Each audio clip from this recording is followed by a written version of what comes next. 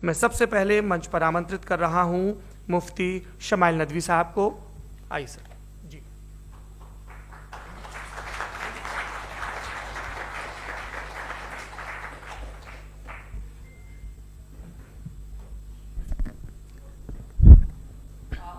आखिरी गुजारिश, आप बोलना शुरू करें। आप लोग प्लीज अपने फोन फ्लाइट मोड पे या साइलेंट मोड पे रखें। एक बार चेक कर लें, कई बार बेध्यानी हो जाती है।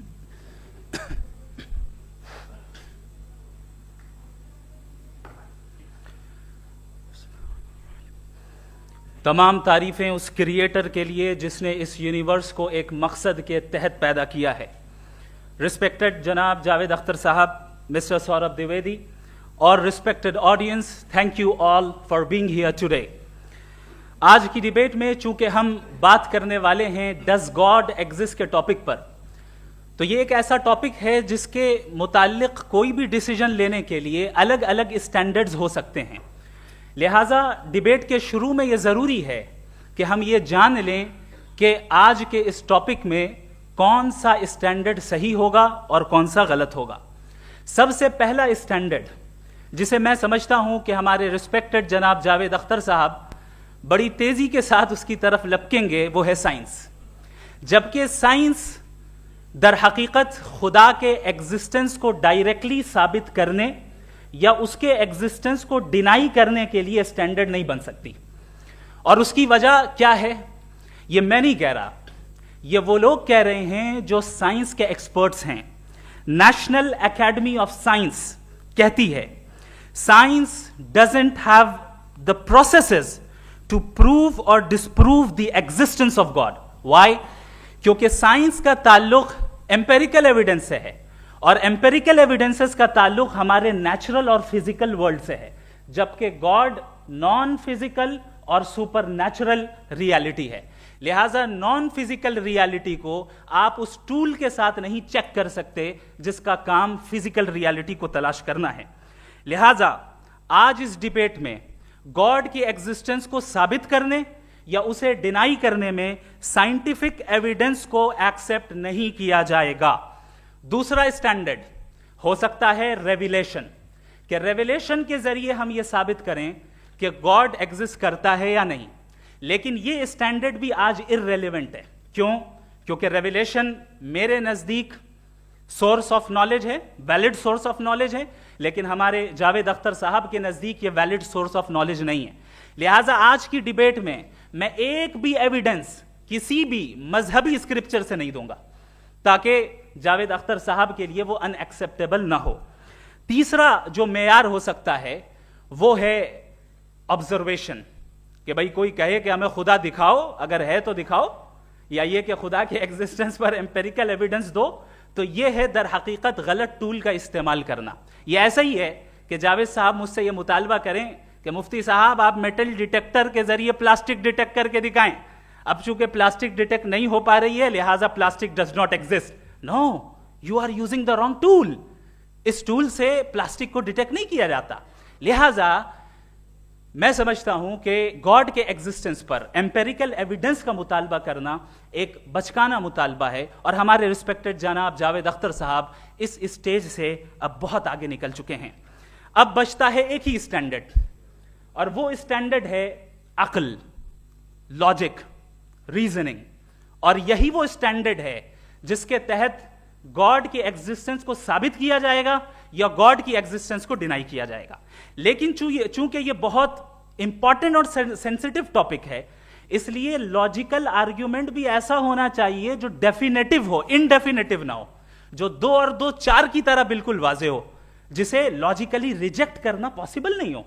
फॉर एग्जाम्पल हम कहें हमारे रिस्पेक्टेड मिस्टर सौरभ साहब, ये एक इंसान है और तमाम इंसान कॉन्शियस बीइंग है। लिहाजा नतीजा क्या निकला, हमारे सौरभ साहब भी कॉन्शियस बीइंग है। क्या ये इनडेफिनेट आर्ग्यूमेंट है या डेफिनेट आर्ग्यूमेंट है? ये डेफिनेट आर्ग्यूमेंट है। ये 2 और 2 की तरह वाजे है, इसमें किसी तरह जो है लॉजिकली इसको रिजेक्ट नहीं किया जा सकता। तो अगर आज हमारे जावेद अख्तर साहब ऐसी कोई अकली दलील और लॉजिकल एविडेंस दें खुदा के ना होने पर जो डेफिनेट भी हो, तो मैं ये ऐलान करता हूं कि यकीनन मैं उस एविडेंस को कबूल करूंगा और उस पर गौर करूंगा। लेकिन साथ में यह भी ऐलान कर देता हूं प्रेडिक्शन के तौर पर कि ऐसा कोई डेफिनेट आर्ग्यूमेंट कोई नहीं पेश कर सकता। दलील हम देंगे और डेफिनेटिव दलील देंगे, लॉजिकल दलील देंगे, ऐसी दलील देंगे जो एंटायर एथिस्टिक वर्ल्ड उसे रेफ्यूट नहीं कर सकती। चलें अब हम एक एग्जाम्पल सोचते हैं, एक सिनेरियो, सिंपल सिनेरियो, तमाम ऑडियंस से गुजारिश है, हम और आप एक आइसोलेटेड आइलैंड पर हैं, ऐसा आइलैंड जहां पे हमसे पहले कोई कभी नहीं गया। चलते चलते आपके सामने अचानक आपने देखा एक पिंक कलर की बॉल पड़ी हुई है। सबसे पहला सवाल आपके जहन में क्या आएगा कि ये बॉल यहां क्यों आई, कैसे आई, ये पिंक कलर की ही क्यों है, कोई और कलर भी हो सकता था, ये इसी शेप में क्यों है, कोई और शेप भी हो सकता था। नेचुरली आप इस तरफ पहुंचेंगे कि कोई ना कोई है जिसने इन स्पेसिफिक प्रॉपर्टीज के साथ इस बॉल को बनाया है और यहां पे रखा है। चूंकि आप जानते हैं कि ये जो बॉल है इसका एग्जिस्ट करना जरूरी नहीं है, ये एग्जिस्ट कर भी सकती थी, नहीं भी कर सकती थी, और एग्जिस्ट करना ही था तो किसी और फॉर्म में करती, किसी और कलर में करती। अब आप इस बॉल को एक्सपैंड करते चले जाएं, एक्सपैंड करते चले जाएं, एक्सपैंड करते चले जाएं, यहां तक कि ये बॉल यूनिवर्स के साइज की हो जाए। बताइए कि क्या साइज के बढ़ जाने से सवाल बदल जाएगा? हरगिज नहीं बदलेगा। अभी भी सवाल रहेगा, ये यूनिवर्स कहां से आया, इन स्पेसिफिक प्रॉपर्टीज के साथ कहां से आया, क्यों आया, किसने बनाया, यह सवाल उस वक्त भी वैलिड रहेगा। लेकिन यह सवाल अगर हम जनाब जावेद अख्तर साहब से करें तो चूंकि इनका वर्ल्ड व्यू एथिस्टिक है, और सिर्फ इनका नहीं, मतलब जितने भी एथिस्ट हैं और एथिस्टिक वर्ल्ड व्यू को रखने वाले से अगर आप ये सवाल करें कि ये यूनिवर्स कहां से आया, तो इनका जवाब या तो आर्ग्यूमेंट फ्रॉम इग्नोरेंस होगा या डॉगमेटिक होगा। या तो ये कहेंगे कि मुझे नहीं पता कि ये कहां से आया, लिहाजा गॉड डज नॉट एग्जिस्ट, ये आर्ग्यूमेंट फ्रॉम इग्नोरेंस है, या ये कहेंगे कि ये यूनिवर्स खुद ब खुद बन गया। इसका मतलब ये है कि उस बॉल को भी खुद ब खुद बन जाना चाहिए, लेकिन बॉल के ताल्लुक से ये एक्सप्लेनेशन एक्सेप्ट नहीं की जाएगी कि ये खुद ब खुद बन गई, लेकिन यूनिवर्स के ताल्लुक से कर दिया जाएगा। इसे हम दूसरे अल्फाज में डॉगमा भी कह सकते हैं। दूसरी चीज, हमारे जावेद अख्तर साहब जरूर गॉड ऑफ गैप्स की मिसाल भी जरूर देंगे, और मिसाल देंगे कि पहले जमाने में बिजलियां कड़कती थी तो लोगों ने किसी एक खुदा की तरफ, और बारिश होती थी तो दूसरे खुदा की तरफ मंसूब कर दिया, उनके पास दलील नहीं थी। यह हमारा वर्ल्ड व्यू है ही नहीं, यह हमारा वर्ल्ड व्यू है ही नहीं, क्योंकि नेचुरल फेनोमेना के प्रोसेस की इंटरप्रिटेशन को जान लेने से यह कहां से साबित हो गया कि गॉड एग्जिस्ट नहीं करता है। इस पर मैं इंशाअल्लाह अभी आगे बात करूंगा। आप हजरात ये भी देखेंगे, और मैं ये एक्सपेक्ट करता हूं कि हमारे रिस्पेक्टेड जनाब जावेद अख्तर साहब जरूर इमोशनल आर्ग्यूमेंट्स भी देंगे, जो कि एक लॉजिकल फेलेसी है जब बात आती है ट्रुथ को डिसाइड करने में। क्यों? मिसाल के तौर पर वो कहेंगे कि अगर गॉड है तो ईविल क्यों एग्जिस्ट करता है, जबकि मैं कहता हूं ईविल का एग्जिस्ट करना गॉड के एग्जिस्ट करने की दलील है, उसके खिलाफ नहीं है। चूंकि अगर गॉड है तो हम सब उसके सामने अकाउंटेबल हैं, और अगर हम अकाउंटेबल हैं तो अकाउंटेबिलिटी के लिए ईविल का मौजूद होना जरूरी है, उसके बगैर हम अकाउंटेबल नहीं हो सकते। और अगर हम अकाउंटेबल नहीं हैं तो हम जनाब जावेद अख्तर साहब से पूछेंगे कि आप बताएं कि फिर सफरिंग इस दुनिया में क्यों है, अगर खुदा नहीं है तो सफरिंग क्यों है, और उन लोगों के जज्बे का क्या जिनके अंदर सफरिंग के बाद इंतकाम लेने का जज्बा पाया जाता है और वो इस दुनिया से ऐसे ही चले गए, क्या उनकी सारी तकलीफें बेकार चली जाएंगी?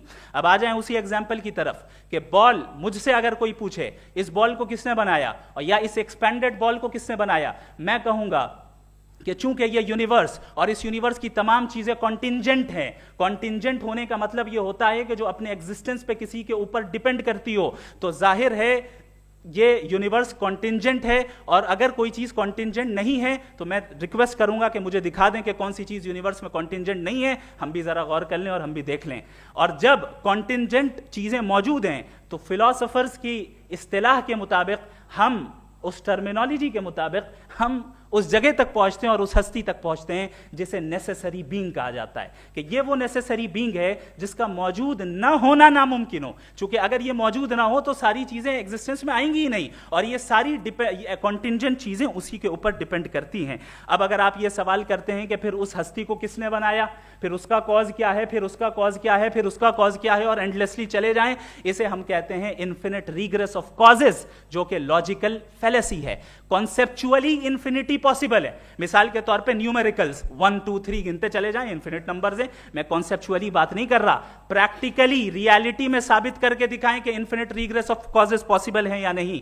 अगर पॉसिबल है तो हम मान लेंगे, मिसाल दे दें, और पॉसिबल नहीं है तो एक ही ऑप्शन बचता है जिसे हम कहते हैं नेसेसरी बीइंग। ऐसी नेसेसरी बीइंग जो इंडिपेंडेंट है, क्योंकि अगर वो डिपेंडेंट हुई तो वो नेसेसरी नहीं रहेगी। ऐसी इंडिपेंडेंट बीइंग जो इटर्नल है, अगर वो इटर्नल नहीं होगी, उसकी बिगिनिंग होगी तो वो खुद कॉन्टिंजेंट है। ऐसी बीइंग जो पावरफुल है, क्योंकि कॉन्टिंजेंट को एक्चुअलाइज करने के लिए पावर चाहिए। ऐसी बीइंग जो इंटेलिजेंट है और नॉलेजेबल है, क्योंकि ये यूनिवर्स स्पेसिफिक फॉर्म और स्पेसिफिक लॉज ऑफ नेचर के तहत प्रिसाइजली चल रहा है। Thank you. थैंक यू मुफ्ती साहब। मैं इन दलीलों के बाद जावेद अख्तर साहब से गुजारिश करूंगा, आप बैठ के बोलना चाहेंगे या बाहर? जी।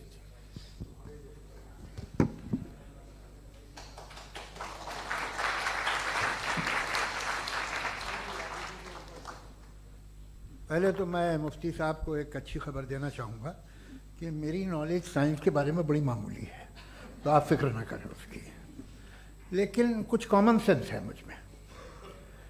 देखिए, ये खुदा का तस्वुर कोई नया तस्वुर नहीं है, ये सदियों से रहा है।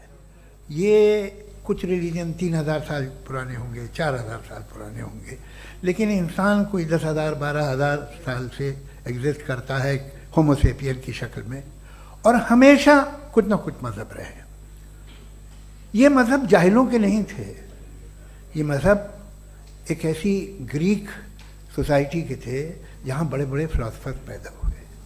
ये मज़हब इजिप्शियंस के थे जिन्होंने पिरामिड्स बनाए थे। ये रोमन्स के थे कि जिनका आर्किटेक्चर और सेनेट यानी पहली बुनियाद डेमोक्रेसी की लिमिटेड थी, मगर डेमोक्रेसी थी, ये उन लोगों ने किए थे।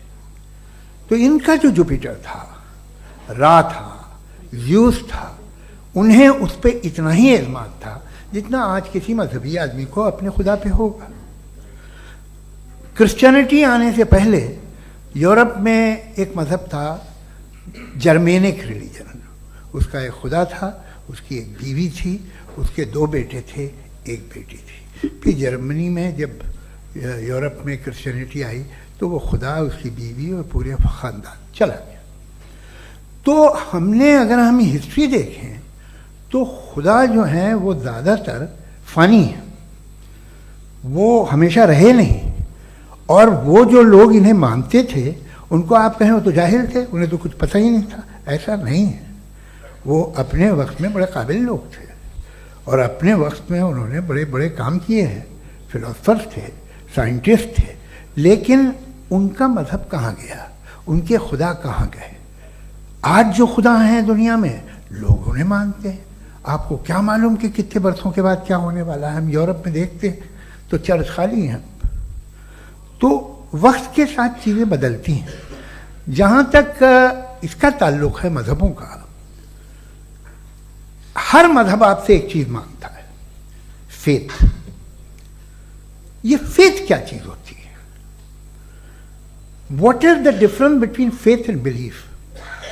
ये तो बहुत ही अहमकाना बात होगी कि कोई आदमी कहे साहब अगर खुदा है तो मुझे दिखाइए। ये तो जाहिलाना बात हुई। मैंने तो नॉर्थ पोल नहीं देखा है, मगर मैं मानता हूँ कि नॉर्थ पोल है। मैं क्यों मानता हूँ? इसलिए कि अगर ये दुनिया राउंड है तो उसका कोई टॉप होगा। कुछ लोग हैं जो वहाँ गए भी हैं, कॉमन सेंस कहता है कि ऐसा होगा, सबूत है, गवाह है, रीज़न है। तो ये मेरा फेथ नहीं है। तो फेथ में और बिलीफ में डिफरेंस क्या है? जो मजहब मांगता है आपसे, हर मजहब फेथ मांगता है। फेथ का मतलब ये है कि ना कोई गवाह हो, ना कोई सबूत हो, ना कोई रैशनल हो, ना कोई लॉजिक हो, ना कोई प्रूफ हो, मगर तुम एक बात को मानो। ये है फेथ। वरना बिलीफ होता। अगर इसमें कुछ भी सबूत होते, गवाह होते, तो फिर इसे आप बिलीफ कहते हैं। जैसे मेरा बिलीफ है कि नॉर्थ पोल है, मेरा फेथ थोड़ी है। फेथ इन तमाम शर्तों को रद्द करता है। तो फिर स्टुपिडिटी क्या है? अगर मैं एक बात ऐसी मानूं जिसकी ना कोई लॉजिक है, ना कोई रैशनल है, ना कोई प्रूफ है, ना कोई गवाह है, ना कोई सबूत है, और मैं उसे मानूं, तो ये स्टुपिडिटी हुई। इसे ही भाई कल को मैं यकीन कर लूं कि एलॉन मस्क जो है मेरा भाई है, तो मुझे इंतहाई खुशी होगी, सुकून भी बहुत मिलेगा मुझे। लेकिन और कहे भाई क्यों मानते हो, क्या सबूत है भाई, वो तो अमेरिकन है और तुम तो इंडियन हो, वो तो नस्ल अलग है, तुम्हें कभी मिले भी नहीं। साहब देखिए मेरा फेथ है, इस पे बात न किया। फेथ का मतलब ही यह है कि आप प्रूव नहीं कर सकते। अगर आप प्रूव कर सकते हो तो फेथ की जरूरत ही नहीं, फिर तो आप बात करेंगे, आप कितनी बहस कर लीजिए। अल्टीमेटली दुनिया का हर मजहब फेथ पे टिका है, और फेथ का मतलब है एक ऐसा यकीन जिसका कोई सबूत, कोई गवाह, कोई रैशनल नहीं। अब आप ये कहें, क्या आप ये क्यों कह रहे हैं कि साहब ये कायनात किसने बनाई? कमाल ये है कि आपने बताया कि एक आइलैंड पे गए और एक बॉल देखी। आपने ये नहीं कहा कि आइलैंड किसने बनाया, आपको सिर्फ बॉल पे हैरत हुई। हमने आइलैंड पे हमने हैरत नहीं की, होते हैं आइलैंड। इसी तरह ये आइलैंड है, सितारे, ये गैलेक्सीज, ये सब आइलैंड हैं, खला में। हम उन्हें टेकन फॉर ग्रांटेड लेते हैं, हम पूछते नहीं किसने बनाए। आपने जजीरे के बारे में भी नहीं पूछा है। मेरी पैदाइश कैसे हुई? क्या मैं प्लान्ड पैदा हुआ था? I was plan to be born, या एक लकी स्पर्म था जो किसी एक से चिपक गया?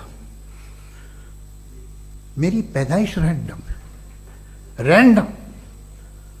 और इंसाफ जिसे आप कहते हैं, इंसाफ का तो नेचर से कोई वास्ता ही नहीं है। जो आप कहते हैं कि एक दिन इंसाफ मिलेगा, इंसाफ is a human concept, nature में कोई इंसाफ नहीं। अगर शेर हिरन को खा जाता है तो उसे कोई सजा नहीं मिलती। अगर एक आंधी आती है और हरे भरे पेड़ों को उखाड़ के फेंक देती है तो आंधियों की जेल नहीं होती है। नेचर में इंसाफ नहीं, इसलिए मुझे नेचर को इंसाफ की जरूरत भी नहीं। नेचर तमाम एक है। अब हम कहें कि साहब ये देखिए जो मैंने खाना खाया था, ये मेरी आंख तो नहीं यूं कर दिया उसे, तो इसे सजा मिलनी नहीं, वो सिस्टम है, ऐसे ही चल रहा है। नेचर बगैर इंसाफ के है। इंसाफ इज अ ह्यूमन कॉन्सेप्ट। तो जो आपसे कहता है कि मैं तुम्हें इंसाफ दूंगा, वो इंसानी जहन की पैदावार है। ये नेचुरल है ही नहीं, ये आसमानी है ही नहीं। नेचर का तसव्वुर, इंसाफ का तसव्वुर। भाई आप साथ मिलते हैं, अब आप लेफ्ट हैंड ड्राइव कर दें, ये क्या है? तमाम सच, तमाम नेकी, तमाम शराफत लेफ्ट हैंड ड्राइव है। वरना क्या होगा, या तो आप क्रॉस कर देंगे, आपका एक्सीडेंट हो जाएगा, या आप किसी को मार देंगे, या ट्रैफिक जैम हो जाएगा। झूठ, बेईमानी, रिश्वतखोरी, ये तमाम जो है driving on the wrong side है। इसके ऊपर कुछ नहीं। ये तो हमने बनाया, जैसे हमने लेफ्ट हैंड ड्राइव बनाई है। ये कॉन्सेप्ट ऑफ इंसाफ जो है ये हमारा है, इसका नेचर से कोई वास्ता नहीं। शेर खा जाता है हिरन को, उसे जेल होती है क्या? कुछ भी नहीं, है ही नहीं। तो ये जो दुनिया के रिलीजन प्रॉमिस करते हैं आपसे इंसाफ, इसी से मालूम होता है कि ये मैन मेड है। ये तसव्वुर कहीं और का है ही नहीं।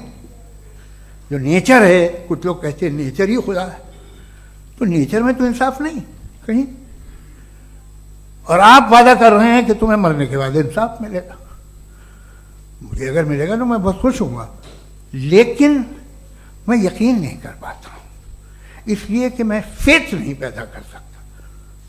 The very fact that religions demand faith, इसका मतलब है कि उनके पास जस्टिफिकेशन नहीं है।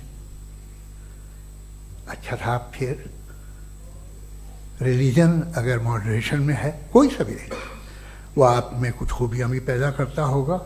देखिए उससे ये फ़ायदा है, वो फ़ायदा है। अल्कोहल जो है वो ज़्यादातर दवाओं में यूज़ होती है, और एक सर्वे किया गया था अमेरिका में कि लॉन्जिटिविटी किन लोगों की है। तो एक तरफ वो लोग थे जो शराब पीते ही नहीं थे, और एक तरफ वो थे जो एक बोतल शराब रोज़ पीते थे। सबसे ज़्यादा लंबी उम्र उनकी है जो 2 पैग नाप के शराब पीते और खाना खाते हैं। मगर हम शराब को बुरा समझते हैं, मैं भी बुरा समझता हूँ। क्यों? ऐसा होता नहीं। कुछ चीज़ों में आदत होती है जो बढ़ती है। आज तक में एक आदमी दूध पीता है, आप 10 साल बाद भी मिलेंगे तो एक ही गिलास पीता होगा। ऐसा नहीं होता, सुबह से दूध पीता रहता है। मिल्कोहलिक मैंने नहीं देखे, अल्कोहलिक होते हैं। ये टेंडेंसी है मजहब की कि वो बढ़ता है, जैसे कैंसर बढ़ता है, जैसे शराब बढ़ती है। कुछ लोग होंगे जो उसे सही तरह से यूज़ करते। मुझे यकीन है कि हमारे मुफ्ती साहब भी उनमें से एक हैं। इनसे बहुत खुशी हुई मुझे इनसे मिलकर। लेकिन कितने लोग हैं कि आज आप देखते हैं दुनिया में जो तबाहियाँ हैं, इनमें कितना हाथ है उन लोगों का जो बिलीवर कहते था मजहब ये नहीं कहता, ना कहता होगा, मगर जब ये मजहब पीते हैं तो ऐसे बिहेव करते हैं। थोड़ा सा अगर हो तो शायद बहुत अच्छी बात, लेकिन शराब थोड़ी सी नहीं रहती, उसमें टेंडेंसी है। पहले थोड़ा सा अगर 2-3 कैंसर के सेल हो ना बॉडी में तो आदमी इससे में रहेगा, लेकिन वो 2-3 सेल नहीं रहते, वो मल्टीप्लाई होते हैं। जावेद साहब टाइम पूरा हो गया। टाइम हो गया, लो बस बात खत्म हो गई। अच्छा, मुझे कुछ और कहने को था भी नहीं। जी, मैं पहले जवाबी दौर के लिए इनवाइट कर रहा हूं मुफ्ती साहब को। Your rebuttal round 1, you have 7 minutes.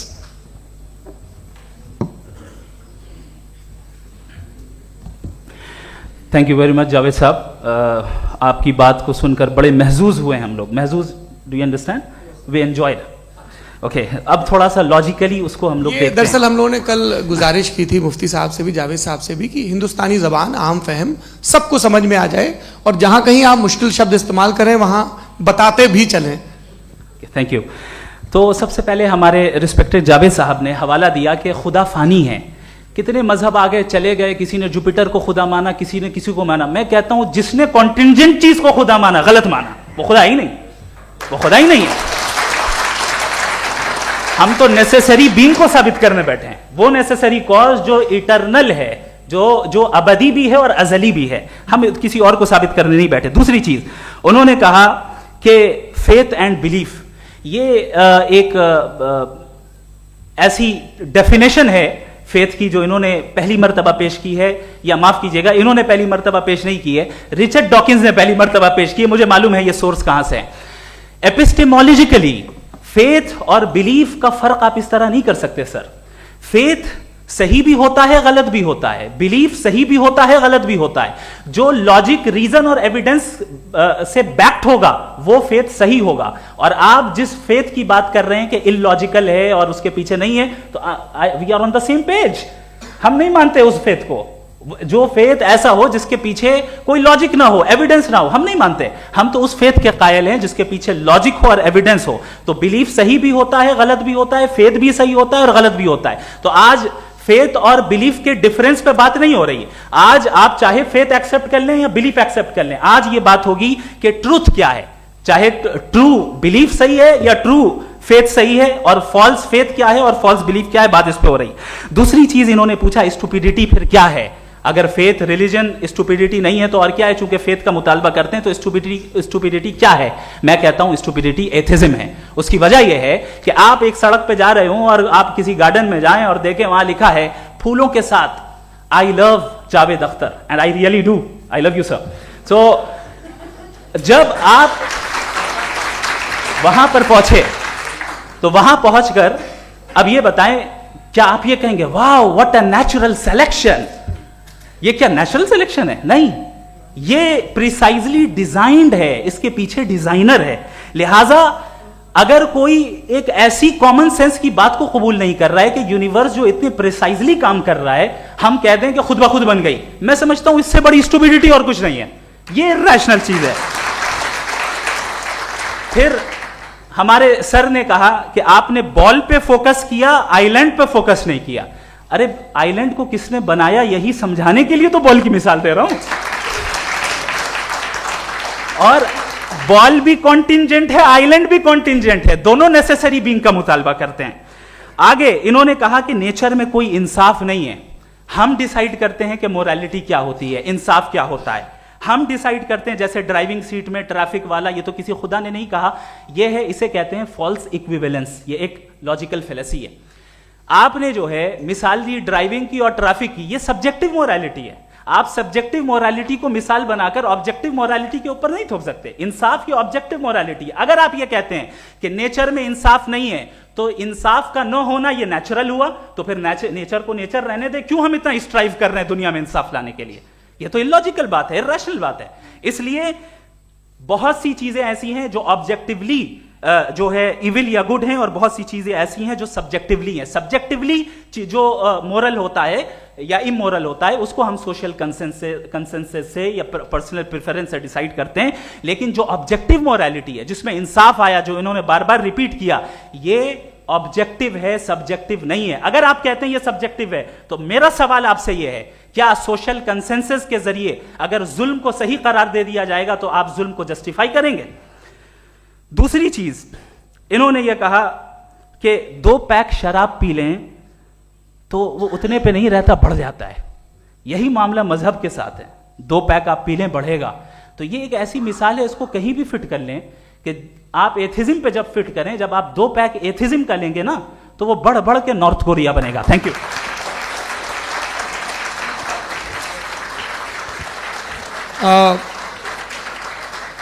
First round की रिबटल के लिए मैं जावेद साहब को इनवाइट कर रहा हूं। आपके पास 7 मिनट का वक्त है, रीसेट कर दीजिएगा प्लीज। मुझे इस बात की खुशी है कि मुफ्ती साहब ने भी मान लिया कि नेचर में कोई इंसाफ नहीं है। तो कोई भी चीज़ जो इंसान ने नहीं बनाई है उसमें इंसाफ नहीं होता है। एक बात मैं आपसे अर्ज़ करूँ, जरा पता लगा लीजिएगा, ये जो आप बाग में जाते हैं बेहद खूबसूरत फूल देखते हैं ना, इनमें से कोई नेचुरल नहीं है।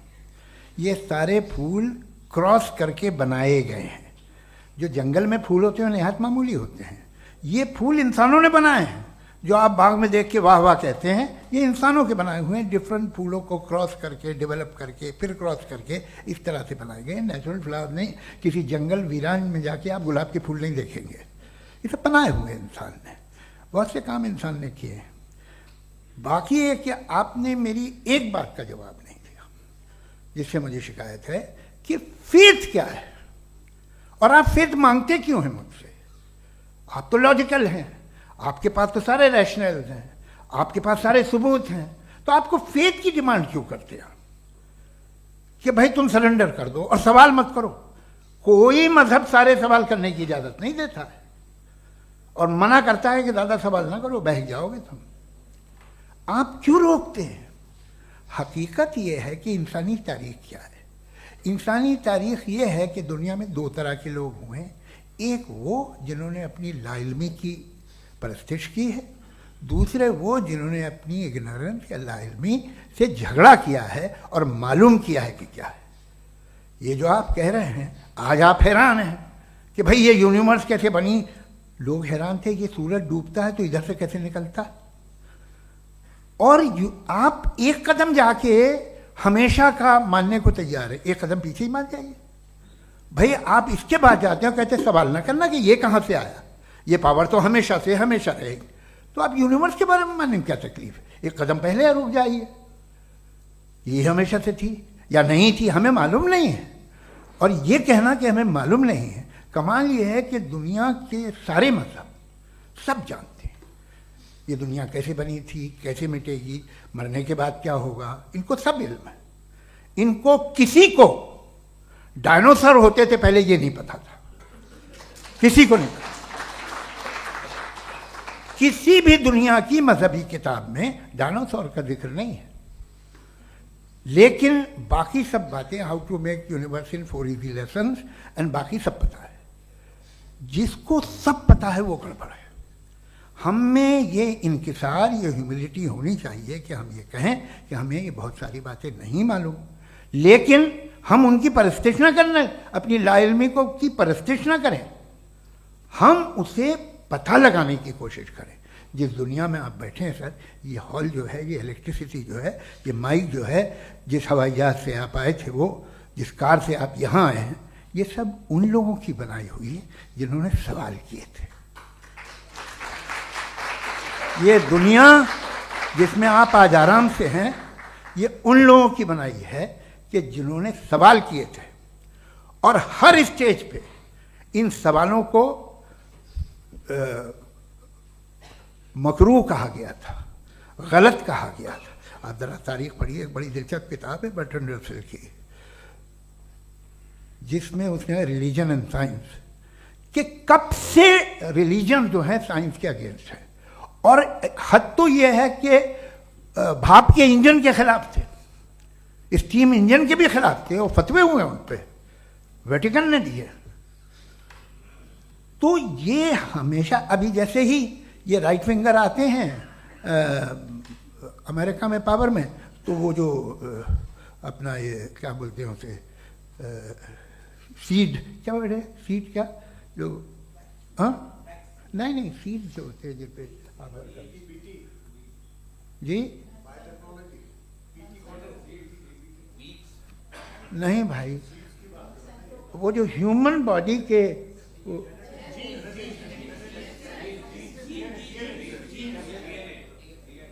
उस पर रिसर्च बंद हो जाती है, रिपब्लिकन नहीं करने देते। अरे भाई इतना डर क्या है तुम्हें? एक ज़माने में बहुत नाराज थे ये सारे मजहबी लोग कि ये इंसान तो इंसान बनाने की कोशिश कर रहा है। आपको क्या तकलीफ भाई, बना ले तो बना लेने दो, ये खौफ क्या है? और ये सब आज जो आप कह रहे हैं नामुमकिन है, ये कैसे हुआ? मुझे एक किस्सा याद आता है। जब मैं 6ठी क्लास में था तो मैं मैथमेटिक्स में बहुत वीक था, तो एक टीचर रख दिया गया, उसने 1 2 3 4 5 6 7 तो सिखा दिया मुझे। वो दिन मैं भूल नहीं सकता हूँ मुफ्ती साहब, जिस दिन उसने ये बताया कि 1/2 क्या होता है और 3/4 क्या होता है, मुझे ऐसा लगा कि मेरा सर बीच से फट जाएगा। ये आदमी कह रहा है कि जो दीवार के अंदर जाओ वॉक करते हुए। आज हंसता हूँ मैं इस बात पे। तो आज जो बातें आपके जहन से बिल्कुल परे हैं और आप हैरान होते उन्हें देख के, एक वक्त आएगा कि मामूली लगेंगे। और हुआ है, आपकी इंसानी तारीख ही है। इतनी जल्दी सारे फैसले आप मत कर लीजिए, थोड़ा ये ह्यूमिलिटी रखिए कि भाई ये हमें नहीं मालूम। ये कहने में क्या आ रहा है? ये यूनिवर्स कहाँ तक फैली, ये कब से है और कब तक रहेगी, हमें नहीं मालूम। आपने फैसला कर लिया कब बनी। ये आपके हिसाब से कोई 14 बिलियन ईयर बनी जो समझा जाता है। उससे पहले हजारों करोड़ों अरबों साल तक खुदा बैठा क्या कर रहा था? खामोश बैठा था, ऐसे ही जमाइयाँ ले रहा था। फिर उसे आइडिया आया, यार एक काम करते, वक्त अच्छा गुजर जाएगा, यूनिवर्स बनाते।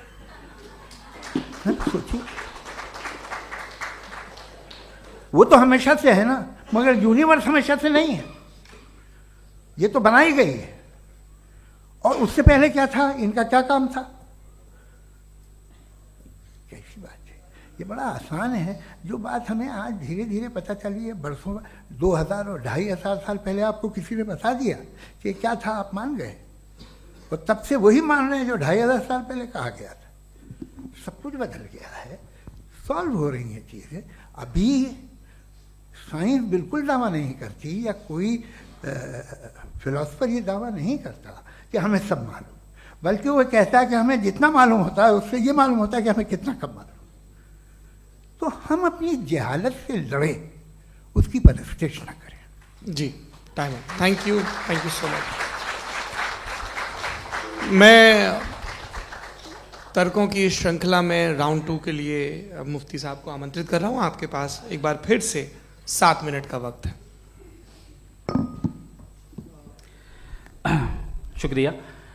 जनाब जावेद अख्तर साहब कई मर्तबा दोहरा रहे हैं कि फेथ का मतलब बताइए, फेथ का मतलब बताइए। मैंने बता दिया, फेथ सही भी होता है, गलत भी होता है। और आज हम फेथ पे बात नहीं कर रहे, हम ट्रुथ और डज गॉड एग्जिस्ट पे बात कर रहे हैं।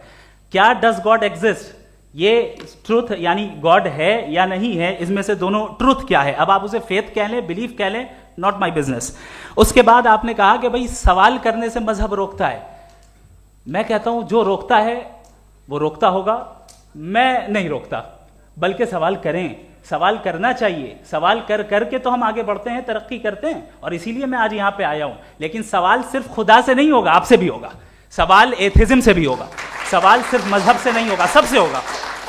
और आज मैं सवाल करूंगा और उम्मीद है कि आप जवाब देंगे। अभी तक आपने वैसे कॉन्टिंजेंसी आर्गुमेंट का कोई जवाब नहीं दिया है। चलें, आपने कहा यूनिवर्स के बारे में इटर्नल क्यों नहीं बोल देते। ये चूंकि लॉजिकली पॉसिबल ही नहीं है कि यूनिवर्स इटर्नल हो। यूनिवर्स एक कॉन्टिंजेंट चीज है जो टाइम एंड स्पेस के पाबंद है, टाइम एंड स्पेस से बाउंड है। जो टाइम एंड स्पेस से बाउंड होगा वो कॉन्टिंजेंट होगा, जो कॉन्टिंजेंट होगा वो उसकी बिगिनिंग हुई होगी, जिसकी बिगिनिंग हुई होगी वो इटर्नल नहीं हो सकता। ये तो कॉमन सी बात है।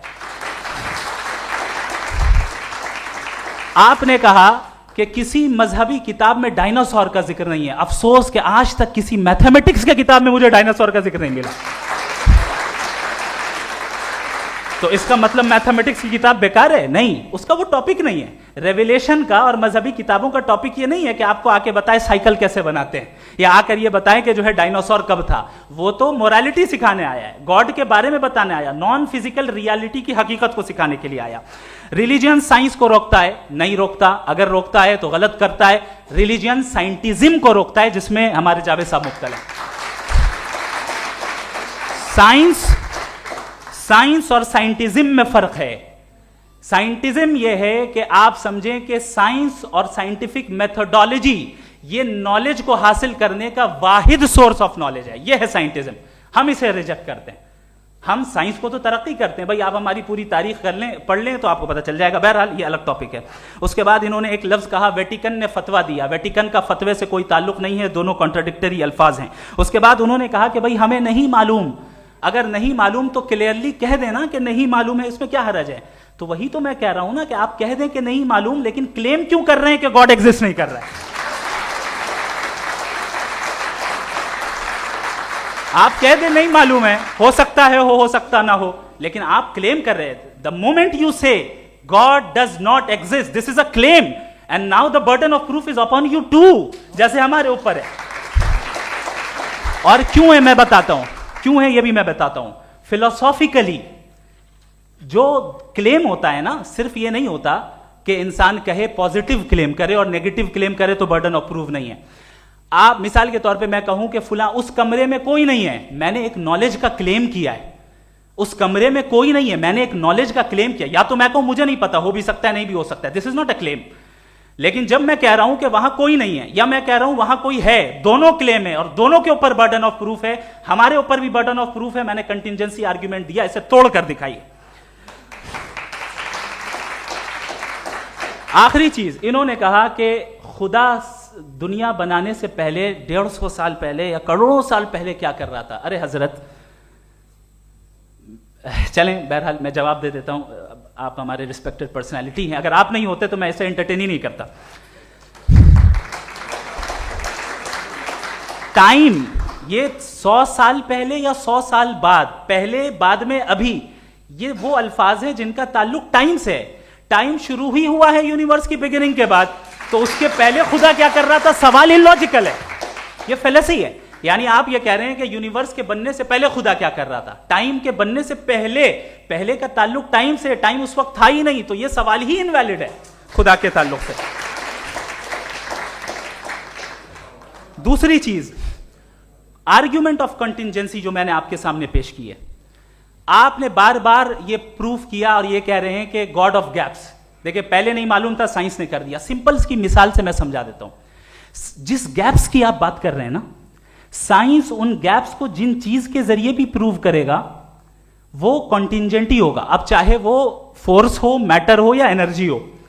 लिहाजा सवाल हमारा उस वक्त भी वैलिड होगा जब तक कि आप नेसेसरी बीइंग पे ना आ जाएं, और इन्फिनिट रिग्रेस पॉसिबल नहीं है of causes in practical world, तो जाहिर है कहीं रुकना पड़ेगा। जहां रुकेंगे वही खुदा है। दूसरी चीज, आपने ये कहा, क्या कह रहा था मैं, किस पॉइंट को? What? Oh no, after that. Just now.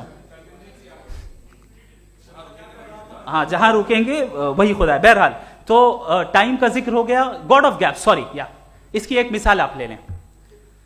एक कार है, एक साहब ने देखा कि भाई कार जो है उसके व्हील्स कितने अच्छे लगे हुए हैं, सही जगह पे, स्टीयरिंग जो है कितने अच्छे जगह पे लगी हुई है, और सीट्स कितने वेल डिजाइंड है, कितनी प्रिसाइजली ये कार काम कर रही है। तो जरूर कोई ना कोई इसे क्रिएट किया है, किसी ने क्रिएट किया है। अब जावेद साहब आए और कहे, अरे जनाब बोनेट खोलिए, इसमें इंजन है, इंजन इस कार को चला रहा है, hence prove no one has created the car. This is illogical, this is irrational. आपने इंजन के जरिए उस गैप को तो साबित किया, लेकिन क्या उससे कार की जो क्रिएशन है और उसका जो क्रिएटर है ये इम्पॉसिबल हो जाए? ऐसा पॉसिबल है? उसका सवाल खत्म हो जाए, ऐसा पॉसिबल है? नहीं। आपने गैप्स को फिल करके, कॉन्टिंजेंट चीजों से गैप्स को फिल करके हमारे ऑब्जर्वेशन को और ब्रॉड कर दिया। अब हमें और पता चल गया कि ये जो कार है इसका सिस्टम कितना ज्यादा कॉम्प्लेक्स है। पहले कम समझते थे, अब कॉम्प्लेक्सिटी और ज्यादा वाजे हो गई। अब हमें समझ में आ रहा है कि हमारी सर्टेनिटी और बढ़ गई कि जरूर इस कार को किसी ना किसी ने बनाया। यही मामला यूनिवर्स का है। साइंस हमेशा फिजिकल वर्ल्ड की चीजों को ही फिल करती जाएगी और फिजिकल चीजों से ही करती जाएगी, चूंकि एम्पेरिकल एविडेंस का ताल्लुक फिजिकल वर्ल्ड से है। आप साइंस के जरिए मेटाफिजिकल रियलिटी को कभी साबित नहीं कर सकते। ये रॉन्ग टूल का इस्तेमाल करना है। ये वही काम है कि आप मेटल डिटेक्टर से प्लास्टिक डिटेक्टर करने चलें, जो कि जाहिर है सही नहीं है। Thank you.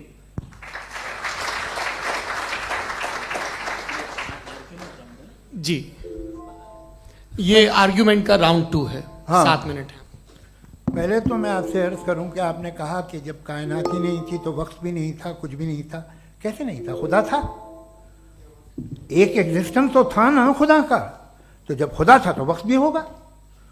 ऐसा नहीं कि कुछ भी नहीं था, खुदा था। अच्छा, बाकी एक आपने कहा साहब आप साबित कीजिए, आपके पास भी लॉजिक है, मेरे पास भी लॉजिक है। आप मेरा जिम्मेदारी नहीं है साबित करना कि खुदा है। बर्टन रसल ने बड़ी अच्छी बात कही। बर्टन रसल ने एक बड़ी अच्छी बात कही। मैं आपसे अगर ये दावा करूं कि एक चाय की केतली मरीख के चारों तरफ घूम रही है, मार्स के चारों तरफ, तो यह आपका काम नहीं है कि आप साबित करें कि कोई चाय की केतली नहीं है। ये मेरा काम है, मैंने दावा किया है। ये दावा तो मजहबी लोग करते हैं कि खुदा है। मैं क्यों साबित करूं कि नहीं है? जब तक आप मुझे कन्विंस नहीं कर देंगे मैं नहीं मानूंगा। आपकी जिम्मेदारी है, मेरी जिम्मेदारी नहीं है। दोयम ये कि ये जो आप कह रहे हैं, जो गैप्स हैं, ये गैप जब जब किसी मजहब को चैलेंज करते हैं, जब ऐसा कोई बात आती है तो हंगामा हो जाता है कि जब वो चैलेंज करें किसी फेथ को। ये तमाम साइंस जो है इसे मुख्तलिफ जगहों पे मुख्तलिफ वक्तों में मजहब ने रोकने की कोशिश की है। ये किताब है religion and science, Burton Russell की, पढ़िएगा, अच्छी लगेगी आपको। तारीख ही है साइंस, मजहब की साइंस से उसका यही रिश्ता है। अच्छा, अब ये हम सोचें कि बहरहाल ये वजूद जो है मजहब और ये बिलीव इन गॉड इंसान को बेहतर बना देता है। तो एक काम कीजिए, हिंदुस्तान वर्ल्ड का नक्शा लीजिए और मार्क कीजिए कि रिलीजन कहाँ कहाँ ज़्यादा है, कहाँ कहाँ, चाहे वो लैटिन अमेरिका हो या मिडल ईस्ट हो या फार ईस्ट हो या हिंदुस्तान के वो इलाके जहाँ मजहबियत ज़्यादा है। रख दीजिए नक्शा अलग। अब दूसरा नक्शा कि कहाँ कहाँ नाइंसाफ़ी, रिप्रेशन, औरतों के हुकूक की पामाली, जुल्म, डिक्टेटरशिप कहाँ है, नक्शा एक ही होगा। तो आप मुझे बताएं कि जो इसका तरकीब इस्तेमाल क्या है? खुदा का तरकीब इस्तेमाल तो बताइए। आप छोटी सी दवा सड़क पे बेचते हैं, उसकी भी तरकीब इस्तेमाल बताते हैं। इसके इस्तेमाल से तो फ़ायदा नहीं हुआ किसी को। जो सारे के सारे खराब मुल्क हैं, खराब समाज है, वो सारे जुल्म खुदा के नाम पे करते हैं। वो गलत करते हैं, सही करते हैं, मुझे क्या लेना देना उससे। इस्तेमाल से मालूम होता ना। एक विस्की की बोतल कभी शायद देखी हो आपने, लाल रंग की होती है, उस पर रोशनी और छपड़ा इंतहाई खूबसूरत लगती है, क्या बिगाड़ रही है किसी का? उसका इस्तेमाल गलत है, इसलिए आप उसे नापसंद करते हैं। इसका इस्तेमाल गलत है, इस तसव्वुर का इस्तेमाल ही गलत है और हमेशा से गलत हुआ है। आप देख लीजिए, इंसानी तारीख देख लीजिए, आज देख लीजिए, हिंदुस्तान देखिए, दुनिया देख लीजिए क्या हो रहा है। इसे कैसे इस्तेमाल कर रहे हैं फेथ वाले लोग? क्या फेयर हैं, जस्ट हैं, जो अपने खुदाओं पे यकीन रखते हैं? वो किस तरह के लोग हैं?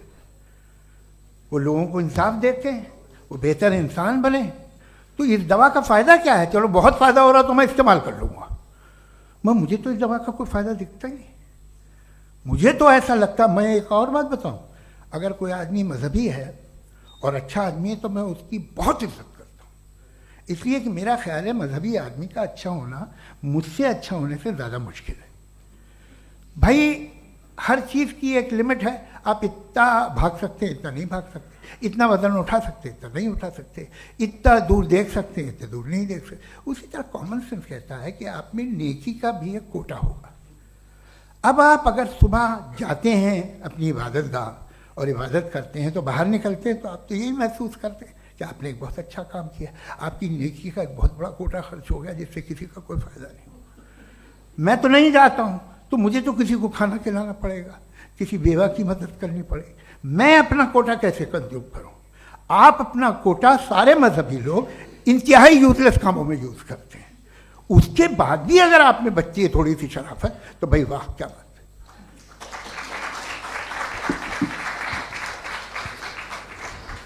एक तो मुझे ये बात बहुत अच्छी लग रही है कि दोनों ही विद्वान समय को मानते हैं और बहुत समय से अपनी दलीलें और बाज दफ़ा समय से पहले अपनी तकरीरें पूरी करके अपनी अपनी कुर्सी पर बैठ रहे हैं। ये इस आर्ग्यूमेंट का राउंड 2 पूरा हुआ। अब रिबटल का राउंड 2 है और उसके बाद क्रॉस एग्जामिनेशन होगा। नहीं, आपका आर्ग्यूमेंट हो गया सर। हमारे यहाँ स्कूल के सिलेबस में पंच परमेश्वर कहानी पढ़ाई जाती है प्रेमचंद जी की लिखी हुई। आप निश्चिंत रहिए, आपके कोई राउंड में मिस नहीं होने दूंगा। रिबटल का राउंड 2 मुफ्ती शमाइल नदवी साहब।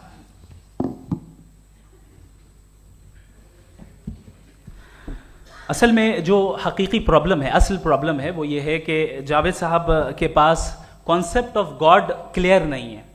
इन्होंने कहा कि कायनात से पहले खुदा तो था, तब भी तो टाइम होगा। ये टाइम कायनात का हिस्सा है। हम खुदा, उस खुदा को मानते हैं नेसेसरी बीइंग का टाइमलेस होना जरूरी है, चूंकि वो टाइम का क्रिएटर है। जब उसने टाइम को क्रिएट किया तो वो खुद टाइम पे कैसे होगा? उसने जब स्पेस को क्रिएट किया तो खुद स्पेस में कैसे होगा? अगर वो टाइम एंड स्पेस को पहले से ही उसका पाबंद है तो फिर किस चीज को उसने क्रिएट किया? लिहाजा ये सवाल गलत है कि खुदा था तो टाइम होगा। बिल्कुल नहीं, टाइम के पाबंद हम है, खुदा नहीं है। हम फिजिकल वर्ल्ड से ताल्लुक रखते हैं, वो मेटाफिजिकल रियलिटी है। दूसरी चीज इन्होंने मिसाल दी कि चाय की केतली हवा में घूम रही होगी, और पता नहीं शायद वो बर्टन रसल का उन्होंने हवाला दिया। बहरहाल यही प्रॉब्लम है। प्रॉब्लम यही है कि हम चीजों के दरमियान डिफरेंशिएट नहीं कर पाते हैं। ये जो आपने मिसाल दी ये इमेजिनेशन है, और मैं जो साबित कर रहा हूं वो लॉजिकल नेसेसिटी है। आप इमेजिन करने आए तो कुछ भी करें, जुपिटर में पिंक एलिफेंट होगा, यूनिकॉर्न होगा, करें, उससे कायनात पे क्या फर्क पड़ता है? उससे आप लॉजिकल नेसेसिटी साबित नहीं कर सकते। मैं तो उस प्राइम कॉज की बात कर रहा हूं, उस नेसेसरी बीइंग की बात कर रहा हूं जिसके बगैर इस कायनात का एग्जिस्टेंस मुमकिन नहीं है। दूसरी चीज, मजहब को साइंस चैलेंज करती है वगैरह वगैरह, ये हमारा टॉपिक ही नहीं है। मैं इस पर बात करूंगा तो फिर मेरा वक्त चला जाएगा। मजहब के ऊपर चूंकि हमारी डिस्कशन नहीं है, साइंस को मजहब और बिलखुसूस मैं और हमारा वर्ल्ड व्यू कम अज कम साइंस को पीछे नहीं करता है, साइंटिज्म की मजम्मत करता है। इसकी वजाहत मैंने पहले कर दी। दूसरी चीज इन्होंने कहा वर्ल्ड का नक्शा लीजिए, वर्ल्ड मैप लीजिए, 2 अलग अलग जगह की। हजरत, मैंने ये होमवर्क किया था और मैंने मिडिल ईस्ट का एक नक्शा लिया और यूरोप का एक नक्शा लिया। ये मजहबी इलाका और ये लिबरल और एथीस्ट इलाका। मुझे पता चला कि सबसे ज्यादा रेप केसेस जो हैं वहां पर है।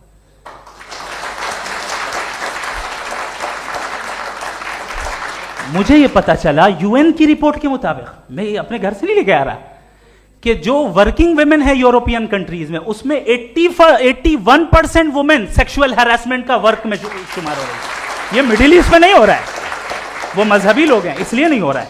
दूसरी चीज, आपने ये कहा कि मजहबी आदमी का अच्छा होना हमारे अच्छे होने से बहुत मुश्किल है, बहुत मुश्किल है। तो इसका मतलब यह है कि गॉड के अलावा आपके पास अच्छे और बुरे का कोई स्टैंडर्ड है।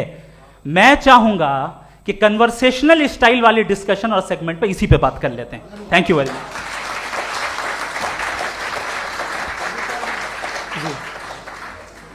ये रिबटल का राउंड 2 है, आपके पास 5 मिनट का वक्त है और इसके बाद क्रॉस एग्जामिनेशन शुरू करेंगे। आप चाहें तो जो इन्होंने सवाल पूछे उनके जवाब आप रिबटल में भी दे सकते हैं। जी जी, देखिए पहले तो ये बात कि ये मिसाल गलत नहीं है, गलत है। इन्होंने पहले ही हमको डिसार्म कर दिया। कह लिया अकल से मामला सॉल्व नहीं हो सकता, लॉजिक से आप पहुंच नहीं सकते। ये एक मेटाफिजिकल चीज़ है। मेटाफिजिकल अजीब सा लफ्ज़ है, ठीक से किसी को माने नहीं मालूम इसके, तो ऐसा लगता है कुछ बड़ी चीज़ है। अरे भाई क्या होता है मेटाफिजिकल, बताओ, खड़ी हो। ये एक लफ्ज़ है जो कहीं भी इस्तेमाल हो जाता है। जब आप एक बात कर रहे हैं और आप मुझसे बहस कर रहे हैं तो मुझे मेटाफिजिकल मत बताइए। आप लॉजिकली मुझे प्रूव किए, और अगर लॉजिकली आप नहीं बात करते साहब ये मेटाफिजिकल है, तो फिर हम आप बात क्या कर रहे हैं? मेरा आपका किस ज़बान में कॉन्वर्सेशन होगा? और ये कहना कि वक्त पहले नहीं था, तो फिर क्यों कहते हैं ये हमेशा से और हमेशा रहेगा?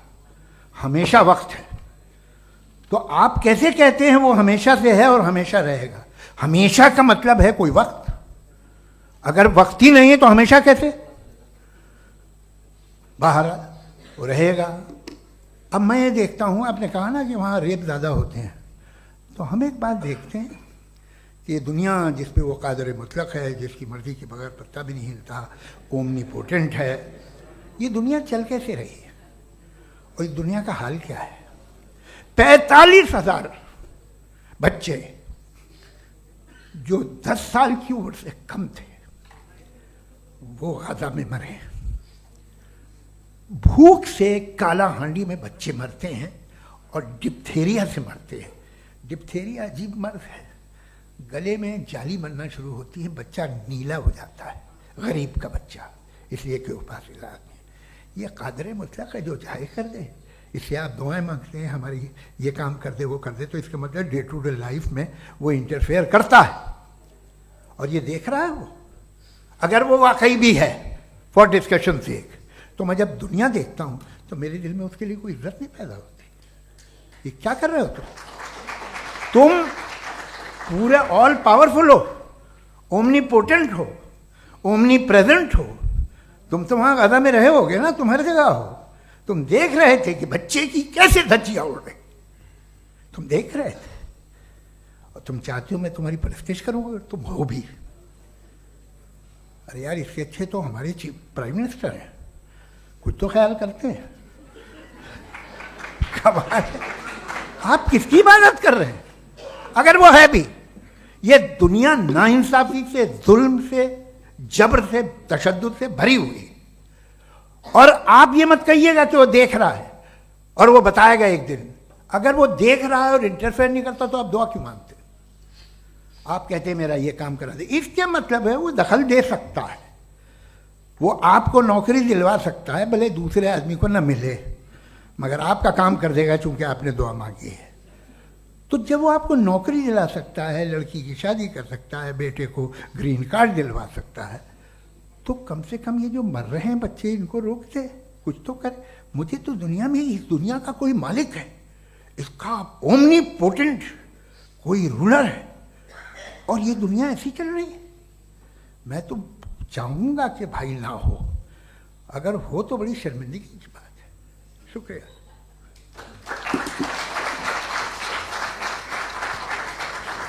देवियों और सज्जनों, इस बहस के 2 राउंड और 2 रिबटल पूरे हो चुके हैं। अब सबसे ज़रूरी और सबसे मुश्किल राउंड शुरू हो रहा है, क्रॉस एग्जामिनेशन का। अब इन विद्वानों की सज्जनता की एक परख भी होगी, और वक्त हमने 16 मिनट का तय किया है। पहला सवाल आप पूछना चाहेंगे? जी बिल्कुल। पहले बोले भी आप माइक ले लीजिएगा हाथ में, ये नीचे से जी। मैं बोलता हूँ, ये दायस हटा सकते हैं क्या हम थोड़ा क्विकली?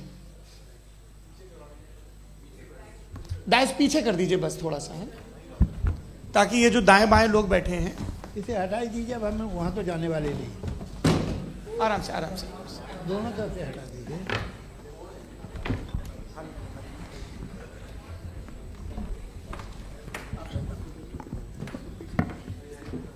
इस बीच आप लोग भी अपने अपने सवाल तैयार कर लें। ये ध्यान रखेंगे कि मैं यहाँ से सवाल लूँगा, आप लोगों को अपना हाथ ऊपर करना है, अपना नाम बताना है और अधिकतम 3 वाक्यों में अपना सवाल पूरा करना है। कई लोग सवाल की जगह भाषण देने लगते हैं, उससे आज बचना है। जी मुफ्ती साहब, पहला सवाल आपका, 16 मिनट हैं, हम दोनों लोगों के सवाल लेंगे। जी जी बहुत शुक्रिया। आपकी जो अभी बात हुई बहुत अहम थी, मैं इसको चाहूँगा कि आगे डिस्कस करूँ, लेकिन चूँकि अभी ये वो सेगमेंट है क्रॉस एग्जामिनेशन, तो सबसे पहला सवाल आपसे ये है कि जो मैं इतनी देर से कॉन्टिंजेंसी आर्ग्यूमेंट आपको बता रहा था, ये अकल से ही बता रहा था हजरत, आप ये बताएं कि आप इन्फिनिट रिग्रेस ऑफ कॉजेस को पॉसिबल मानते हैं या नेसेसरी बीइंग के एग्जिस्टेंस को सही समझते हैं, क्योंकि दो ही ऑप्शन हो सकता है, आप ये बताएं। देखिए, आपको मैं ईमानदारी से बात करूं, एक तो मैं कॉन्टीजेंसी वर्ड ठीक से समझता नहीं, और इस वक्त भी जो आपने अंग्रेजी के अल्फाज इस्तेमाल किए वो ज़रा थोड़े से मुझे डिफ़िकल्ट और कॉम्प्लिकेटेड लगे, तो आप ज़रा सिंपल ज़बान में सवाल कर सकते हैं। बिल्कुल कर सकता हूँ जी।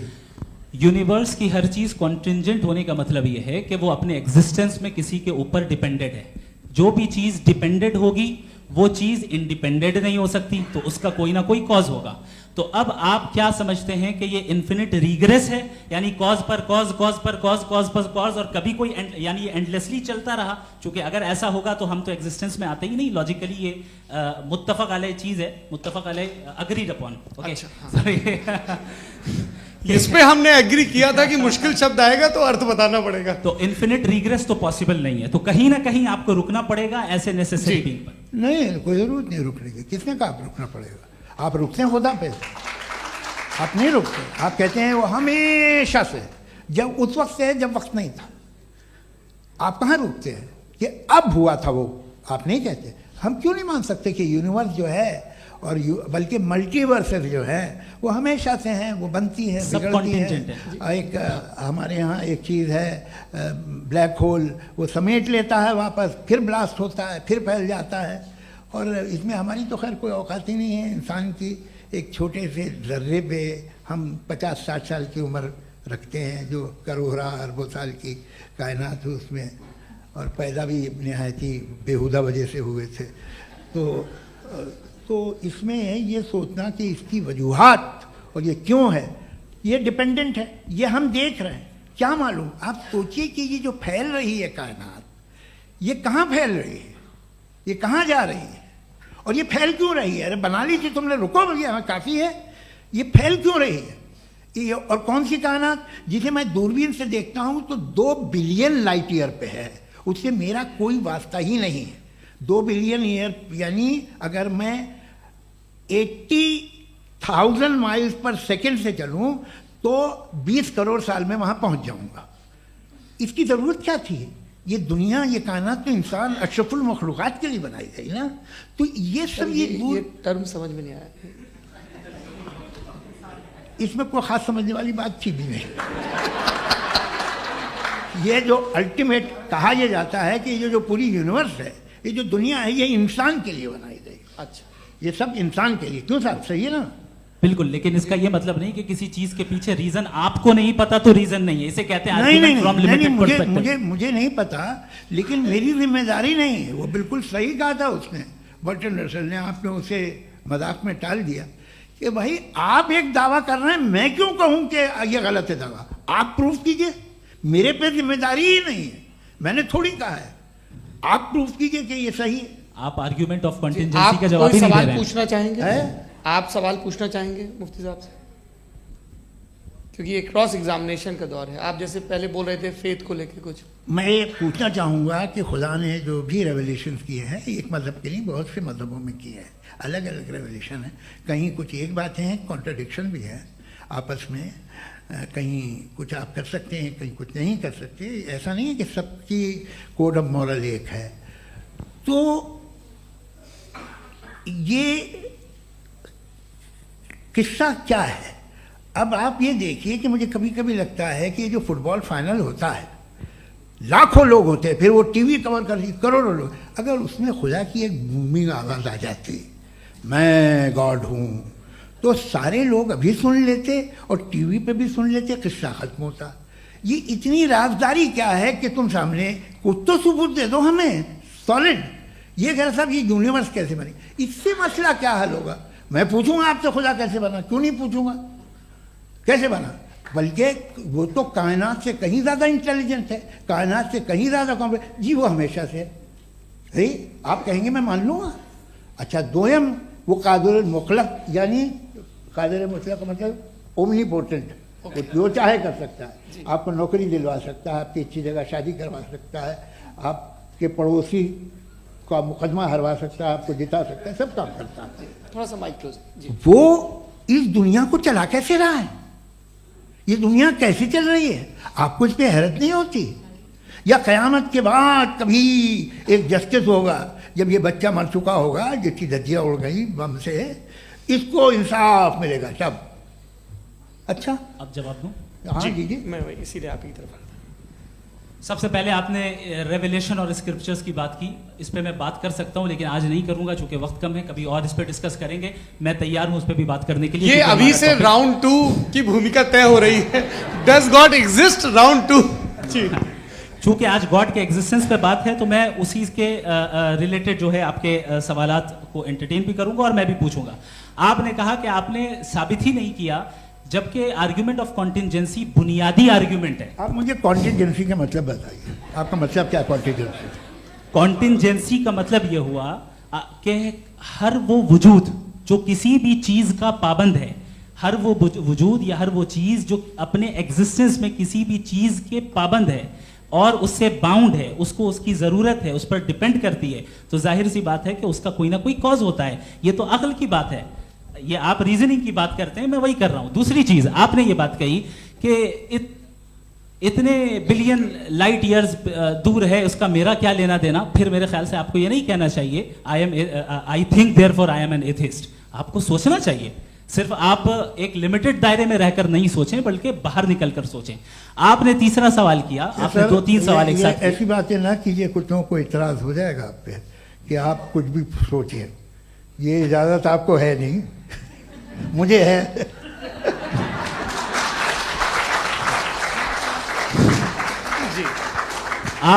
आपने प्रॉब्लम ऑफ इविल के ताल्लुक से सवाल किया और बार बार आप एक लफ्ज रिपीट कर रहे हैं कि ओमनीपोटेंट गॉड है, ऑल पावरफुल गॉड है।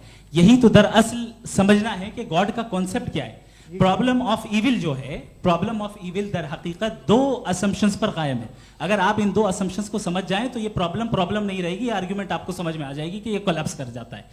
पॉइंट नंबर 1, यानी जो आपका सबसे पहला फॉल्स असम्पशन है कि गॉड मर्सीफुल है, ओमनीपोटेंट है, दुनिया में जुल्म हो रहा है। लेकिन आपको यह समझना चाहिए कि हमारे वर्ल्ड व्यू के मुताबिक गॉड सिर्फ ओमनीपोटेंट और सिर्फ मर्सीफुल नहीं है, बल्कि वो ऑल वाइज भी है और वो ऑल नोइंग भी है। उसके हर काम के पीछे हिकमत और विजडम है। ये कोई जरूरी नहीं है कि वो हिकमत और विजडम आपको समझ में आए या मुझे समझ में आए। अगर आप जो समझ रहे हैं उसके मुताबिक आप फैसला कर रहे हैं, ये लिमिटेड पर्सपेक्टिव से आर्ग्यूमेंट है। और इस चीज को हम अपनी दुनिया में, अपने लाइफ में, डेली लाइफ में इस प्रिंसिपल को एक्सेप्ट करते हैं। हम जब किसी डॉक्टर के पास जाते हैं, डॉक्टर के पास जाकर वो अगर उसने हमें कोई दवाई दी है तो हम ये तो नहीं कहते कि जब तक आपके पास जितना नॉलेज और जितना विजडम नहीं है, आपने क्यों ये दवाई दी है, तब तक हम इस चीज को एक्सेप्ट नहीं करेंगे। नहीं कहते, हम उसकी अथॉरिटी को तस्लीम करते हैं। क्यों? क्योंकि उसकी हम जानते हैं कि वो नॉलेजेबल है, वो विजडम वाला है, हमसे ज्यादा नॉलेज और हमसे ज्यादा विजडम है। बताएं सर। नहीं, डॉक्टर में और खुदा में बड़ा डिफरेंस है। डॉक्टर पढ़ा लिखा होता है, एक तो मैं उसकी बात सुनूंगा। दोयम ये नहीं कुछ जवाब तो ये भी नहीं है सर प्लीज, आ आप जाइए, अगर चलिए। सब ऑडियंस से बोलने लगेंगे तो हाँ। फिर मतलब नहीं सिविलाइज्ड बहस का। मतलब आप ये कहें कि चूंकि आप डॉक्टर पे बिलीव करते हैं इसलिए खुदा पे बिलीव कीजिए, क्या ये मिसाल आपको समझाने के लिए। आर्ग्यूमेंट है, इस पे आपको एतराज नहीं है। तो सिंपल बात ये है कि मैं अगर ये यकीन कर लूँ कि एक ओमनीपोटेंट उसकी मसलहत है, ये जो बच्चे मर रहे हैं ये मसलहत है उसकी, मुझे नहीं चाहिए इसकी मसलहत। उसकी मसलहत नहीं, यही तो समझना है। मतलब एक्सपीरियंस। अच्छा, इस आपने अभी मेरी बात पूरी सुनी नहीं। मैंने कहा आपका पूरा आर्ग्यूमेंट 2 फॉल्स असम्पशंस पर है। एक फॉल्स असम्पशन मैंने बता दिया, दूसरा फॉल्स असम्पशन ये है कि इस दुनिया में इविल के होने का कोई गुड रीजन नहीं है, जबकि हमारे पास बाज रीजंस मौजूद हैं, हमारे पास बाज वजूहात मौजूद हैं। अगर इस दुनिया में इविल ना हो तो आप गुड को डिफाइन कैसे करेंगे? अगर जुल्म ना हो आप इंसाफ को समझेंगे कैसे? अगर तारीकी ना हो तो आप लाइट को समझेंगे कैसे? बहुत अच्छे। अभी और सुन लें, अभी और बाकी है। ये तो बात बहुत पसंद आई साहब मुझे कि जब तक रेप ना हो तब तक औरतों की इज्जत का ख्याल आपने मेरा जवाब पूरा सुना ही नहीं। जब तक के बच्चों का कत्ल ना किया जाए तब तक आपको बच्चों की मासूमियत की इज्जत। आपने पूरा जवाब सुना ही नहीं। क्या बात है, क्या आपने नुक्ता निकाला हुआ? आपने पूरा जवाब सुना ही नहीं। आप सुन लें, मेरी बात सुन लें। ये मैंने आपको एक चीज बताई। दूसरी चीज, इस दुनिया में हम आए हैं टेस्ट के लिए, हमारा टेस्ट हो रहा है और हर इंसान का अलग अलग अंदाज में टेस्ट होता है। और इस दुनिया में अगर इविल मौजूद है तो वो इविल जरिया है हमारे अंदर ह्यूमन नोबल क्वालिटीज को डेवलप करने का और अलग अलग फील्ड में प्रोग्रेस करने का। और अगर हमारे अंदर और इस दुनिया में इविल नहीं होता तो बताइए टेस्ट का मतलब क्या होता? अगर मैं अपने स्टूडेंट को एमसीक्यूज दूं और उसमें सिर्फ राइट आंसर लिख कर दे दूं और कहूं तुम्हारा टेस्ट हो गया, ये मीनिंगलेस है। इस दुनिया में अगर हम टेस्ट के लिए आए हैं तो जाहिर है गुड एंड इविल दोनों मौजूद है। तो अगर गुड एंड इविल दोनों मौजूद है तो ये इविल भी खुदा का बनाया हुआ है? जी हाँ, खुदा का बनाया हुआ है। लेकिन अच्छा, चलो अच्छी बात। जी बिल्कुल, तो बिल्कुल खुदा ने बनाया। अभी तो ये है कि जो मेजॉरिटी है दुनिया में वो इविल है, तो ये खुदा एक्चुअली इविल के साइड पे लग रहा है मुझे। बिल्कुल भी मैं बताता हूं। मेजॉरिटी में तो वो है। क्या बात कर रहे हैं भाई आप? मैं बहुत कोई भी जो मुंसिफ होगा, चाहे आपका अपना घर हो जिसके आप सबसे बड़े हैं, चाहे आपकी ऑर्गेनाइजेशन हो जो आप चलाते हैं, वहां पर आप इविल रखेंगे साबित करने को कि बाकी लोग शरीफ हैं? मेरी बात सुनिए। क्या ये आर्ग्यूमेंट ही गलत है? अगर कि जब तक के कोई इविल नहीं होगा तब तक के शरीफ आदमी शरीफ नहीं लगेगा। अगर एग्जामिनर गलत ऑप्शन दे रहा है तो एग्जामिनर इविल नहीं हो गया। जो गलत ऑप्शन को सेलेक्ट कर रहा है वो फेल होगा। क्रिएटर ने इविल को बनाया है लेकिन वो इविल नहीं है। अच्छा सुनिए मेरी बात, हाँ। Let me complete sir. जी जी। क्रिएटर ने इविल को बनाया है टेस्ट के लिए, वो इविल नहीं है। इविल वो होगा जो उसे इख्तियार करेगा। छुरी को बनाने वाला गलत नहीं होता है, छुरी का गलत इस्तेमाल करने वाला गलत होता है। रेप को कैसे गलत इस्तेमाल करते हैं? रेप इंसान के फ्री विल का नतीजा है। ये रेप कैसे गलत इस्तेमाल होता है? ये मुझे अब सुन लें, अब सुन लें। गलत इस्तेमाल होता है। हाँ मैं बता रहा हूँ ना, कैसे गलत मैं बता रहा हूँ जी। कि जो इविल इस दुनिया में मौजूद है उसके कई सारे तरीके हैं। एक तरीका इंसान का अपना फ्री विल है। अब अगर कोई रेपिस्ट रेप कर रहा है तो इसका गॉड का कसूर नहीं है, वो अपने फ्री विल का गलत इस्तेमाल कर रहा है, उसको सजा मिलनी चाहिए। अच्छा। और उसी के लिए जहन्नम बनाई गई है। ये फ्री विल का भी बड़ा चक्कर। आप जब कोई बुरा काम करते हैं या कोई बुराई होती है तो ये कहा जाता है कि ये फ्री विल है। 7 billion free wills are moving on this planet. 7 billion free will. और एक आदमी अपनी फ्री विल से मुझे कत्ल कर दे तो मैं खुदा की मर्जी से मरा हूं कि इसकी फ्री विल की वजह से? मेरी मौत खुदा के हाथ है या ये फ्री विल वाले के हाथ है? खुदा ने फ्री विल का निजाम बनाया है और उस निजाम का गलत इस्तेमाल करके कोई आपको मार रहा है, इस्तेमाल करके मेरा कत्ल कर देता है। अब मेरी मौत का जिम्मेदार कौन है? वो इंसान जिम्मेदार है। वो इंसान। जी। तो ये कहना कि और उसको सजा मिलेगी। तो अब आप आगे चलिए कि ये तय करना कि अल्लाह ही या खुदा, सॉरी अल्लाह ने, खुदा ही जिंदगी देता है, खुदा ही मौत देता है, ये गलत है। बिल्कुल गलत नहीं है। हाँ, नहीं, निजाम उसी ने बनाया फ्री विल का। निजाम मौत और हयात का उसी ने बनाया। You are contradicting yourself. अभी आपने कहा कि एक आदमी ने फ्री विल से आपको मार दिया, इसमें उसे फ्री विल दी गई थी, उसने गलत इस्तेमाल किया। 7 billion free wills are moving on this planet और आप चाह रहे हैं कि मैं सिर्फ खुदा का ध्यान करूं। ये 7 बिलियन फ्री विल्स को मुझे लुक आफ्टर करना पड़ेगा कि नहीं? ये तो तबाहियां कर रही हैं और तबाहियां ज़्यादा हो रही हैं। बिल्कुल। तो अगर आप बताएं अगर खुदा नहीं है फॉर एग्जाम्पल, तो आप इविल को कैसे डिसाइड करेंगे? यानी how can you define evil objectively without God? देखिए, दुनिया में 2 तरह के जानवर हैं। एक जो अकेले रहते हैं जंगल में और एक जो ग्रुप्स में रहते हैं।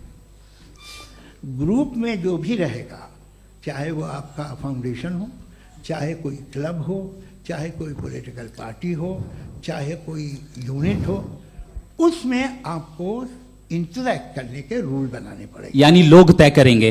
लोग तय करेंगे। अगर लोगों ने ये तय किया कि किसी का रेप करना सही है, आप जस्टिफाई करेंगे? नहीं, आपका फाउंडेशन तो ये हो गया ना कि लोग ही विल डिसाइड करेंगे। नहीं, अरे दुनिया में ऐसे ग्रुप्स हैं जो रेप को जायज़ मानते हैं सर्टेन हालात में। मैं डिटेल में नहीं जानूंगा, आप भी जानते हैं। ये जो आईसिस वाले थे, इन्होंने क्या किया था, तो उन्होंने क्या किया उसका खुदा से कोई ताल्लुक नहीं है सर। मैंने सिंपल सवाल किया कि इविल को आप डिफाइन करते कैसे हैं? आगे वापस आइए जी। आप साथ में तभी रह सकते हैं जब कुछ आप ऐसे उसूल डेवलप करें जिसमें हर एक का बेसिक तहफ़्फ़ुज़, हर एक का बेसिक राइट हो और हर एक को कोई आराम मिले। यही तरीक़ा है किसी भी ऑर्गेनाइजेशन जिसमें एक से ज़्यादा लोग हैं और वो ऐसे चलती है ज़िंदगी। उसमें अगर आप गड़बड़ करेंगे तो तबाही होगी, नुकसान होगा, बर्बादियाँ आएंगी। और अगर उसमें आप घर ले लीजिए ना, एक हस्बैंड है, एक वाइफ है, बच्चे हैं, वालदा भी हैं, 2 बहनें भी हैं, एक भाई भी है। अब इसमें कोई निज़ाम आपको चाहिए साथ में रहने का, और एक दूसरे पे भरोसा रहे, एक दूसरे के बहीख्वाह हों, एक दूसरे की मदद करें, ऐसी जिंदगी। सर आपकी बात आ गई, आप ये कह रहे हैं कि लोग डिसाइड करेंगे क्या सही है क्या गलत है, यही है? मेजॉरिटी डिसाइड करेगी क्या सही है क्या गलत है? अरे भाई बिल्कुल। मेजॉरिटी अगर ये कहे कि नाजी जर्मनी के साथ जिस तरह मेजॉरिटी थी कि जेनोसाइड करना सही है, आप जस्टिफाई करेंगे? उस वक्त आपका ये सवाल सिर्फ उसके बाद क्लोजिंग। हाँ, उस वक्त प्लेनेट पे जो लोग थे, उनमें कितने लोग हिटलर को सही समझते? अच्छा, प्लेनेट की मेजॉरिटी तय करेगी, सोसाइटी की नहीं। प्लेनेट की मेजॉरिटी गॉड के एग्जिस्टेंस को सही मानती है, आप क्यों नहीं मानते? ये हेलो हेलो हेलो, ये क्रॉस क्वेश्चन का राउंड यहाँ पर समाप्त होता है। और ये बड़ा अच्छा है कि इस तरह से फ्रेगमेंट कर दिया गया है ताकि जो मरकरी ऊपर जा रहा है नीचे जवाब दे दूं। जी, प्लेनेट की ज़्यादातर मेजॉरिटी कुछ दूसरे मजहबों के खुदा को मानती है। आप उन्हें क्यों नहीं, आप तो मेजॉरिटी की बात कर रहे अच्छा, हैं। ये क्लोजिंग आप ये कह रहे हैं इविल और गुड को डिसाइड मेजॉरिटी करेगी, मेजॉरिटी जो कर दे वो सही हो जाएगा। क्लोजिंग इसको जैसा आप ही लोगों ने तय किया है उसी फॉर्मेट को फॉलो कर लेते हैं।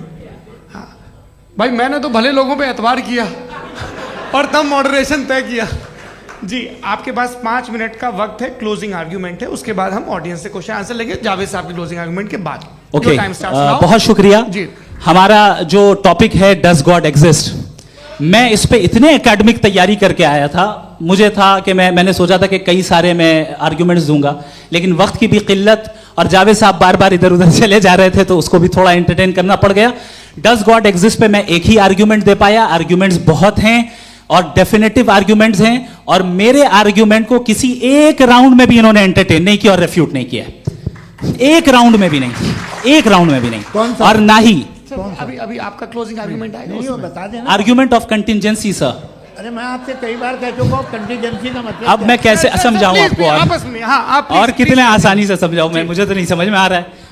आप अपनी आर्ग्यूमेंट ऑफ कंटीजेंसी उर्दू में बोल सकते हैं। हाँ, आप अपनी बात पूरी कर ले जी, आखिरी 4 मिनट। दूसरी चीज, just a minute please ma'am, can I talk? दूसरी चीज ये है कि आपने एक तो इसका जवाब नहीं दिया, दूसरा आपने गॉड के ना होने पर कोई डेफिनेटिव आर्ग्यूमेंट नहीं दिया, सिर्फ मजहब पे बात कर रहे हैं आप। मजहब तो आज हमारा टॉपिक ही नहीं था, आज तो हमारा टॉपिक हो, आप मजहब से ले लेकर आईएस तक चले गए। भाई हमारा क्या ताल्लुक है उससे? We condemn them. और उसका गॉड से क्या ताल्लुक है? अगर कोई गलत काम कर रहा है, किसी ने किसी को कत्ल किया, किसी ने किसी का रेप किया, उसको सजा मिलनी चाहिए। और आपके पास कोई भी rational strong foundation of morality नहीं है। आपने कहा कि मेजॉरिटी तय करेगी सोसाइटी की, वो सही होगा। मैंने कहा हिटलर को फिर आप सही कहेंगे, नहीं नहीं नहीं नहीं, प्लैनेट की सोसाइटी की मेजॉरिटी तय करेगी। तो प्लैनेट की मेजॉरिटी गॉड के एग्जिस्टेंस को मानती है, आप कह रहे हैं ये रिलीजियस है। तो यानी आपके पास कोई स्ट्रॉन्ग फाउंडेशन नहीं है ऑब्जेक्टिव मोरालिटी का। ऑब्जेक्टिव मोरालिटी का अगर कोई फाउंडेशन है तो वो सिर्फ गॉड है, गॉड है, गॉड है। थैंक यू जी। ये मुफ्ती शमाइल नदवी साहब का क्लोजिंग आर्ग्यूमेंट था। अब हमारे पास जी, मैं जी ये बड़ा अच्छा है कि दोनों लोगों को मॉडरेटर से शिकायत भी और बोल रहे भाई हमारी शाबाशी भी तो करते चलो। अब मेरी बात जी, आपके पास जावेद अख्तर साहब 5 मिनट का वक्त है, ये आपका क्लोजिंग आर्ग्यूमेंट है, टाइम रीसेट कर दें जी।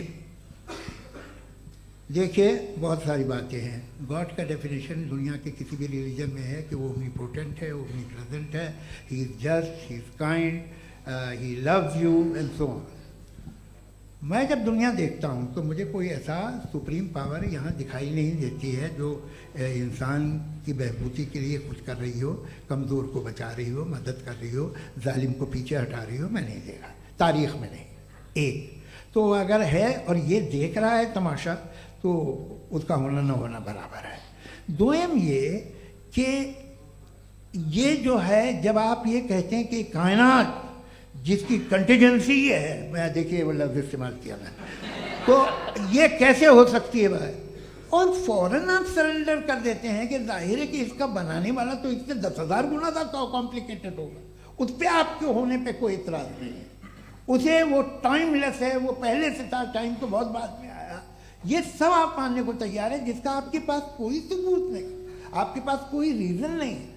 आपकी तारीख क्या है मजहब होगी, बिलीफ की, जो खुदाओं का बिलीफ है, ये कॉन्स्टेंटली गलत साबित होता रहा है। मतलब आप कहें कि अरिस्टोटल के ज़माने में तो सब जाहिल थे, वो भी इतने ही यकीन से खुदा पे यकीन रखते थे, जो अब नहीं रहा, ये भी नहीं रहेगा, आप लिख लीजिए। और इसके आसार आपको दुनिया में दिखाई देना शुरू हो चुके हैं। ये बहस क्या आज से 100 साल पहले इस तरह हो सकती थी? यहाँ तक तो आपको हम ले आए हैं। तो सर अरे इनको मदद की ज़रूरत नहीं भाई, ये सेल्फ सफिशिएंट आदमी है, आप क्यों इनकी मदद कर रहे हैं? Sir please. तो ये जो है तमाम बातें अपनी जगह हैं, ये एक पैकेज है। आप अकेले, कोई आदमी ऐसा नहीं जो सिर्फ गॉड को मानता, उसके साथ बहुत पैराफर्नेलिया आता है, अलग अलग पैराफर्नेलिया आते हैं। They have always created chaos in the society. मैं तो आपको सीधा ऑफर देता हूँ कि दुनिया में 10 इम्पॉर्टेंट बिलीव्स हैं, आप एक मानते हैं, 9 नहीं मानते, 9 में आप एथियस्ट हैं, 9 को आप बिल्कुल रीजनेबली मेरी तरह देखते हैं। तो 90 मजहबी आदमी भी 90% एथियस्ट है, वो दूसरे खुदा नहीं मानता, एक खुदा मानता है अपना वाला, बाकियों को कहता है गलत है। अगर आप मानना ही बंद कर दे तो आपका 10% चांस है कि आप सही हैं और 90% चांस है कि आप गलत हैं। मेरा मशवरा है, आप मानना छोड़ दिए तो 50% चांस होगा कि आप सही हैं और 50% चांस होगा, 40% आप गेन करेंगे बाय बिकमिंग एन एथियस्ट।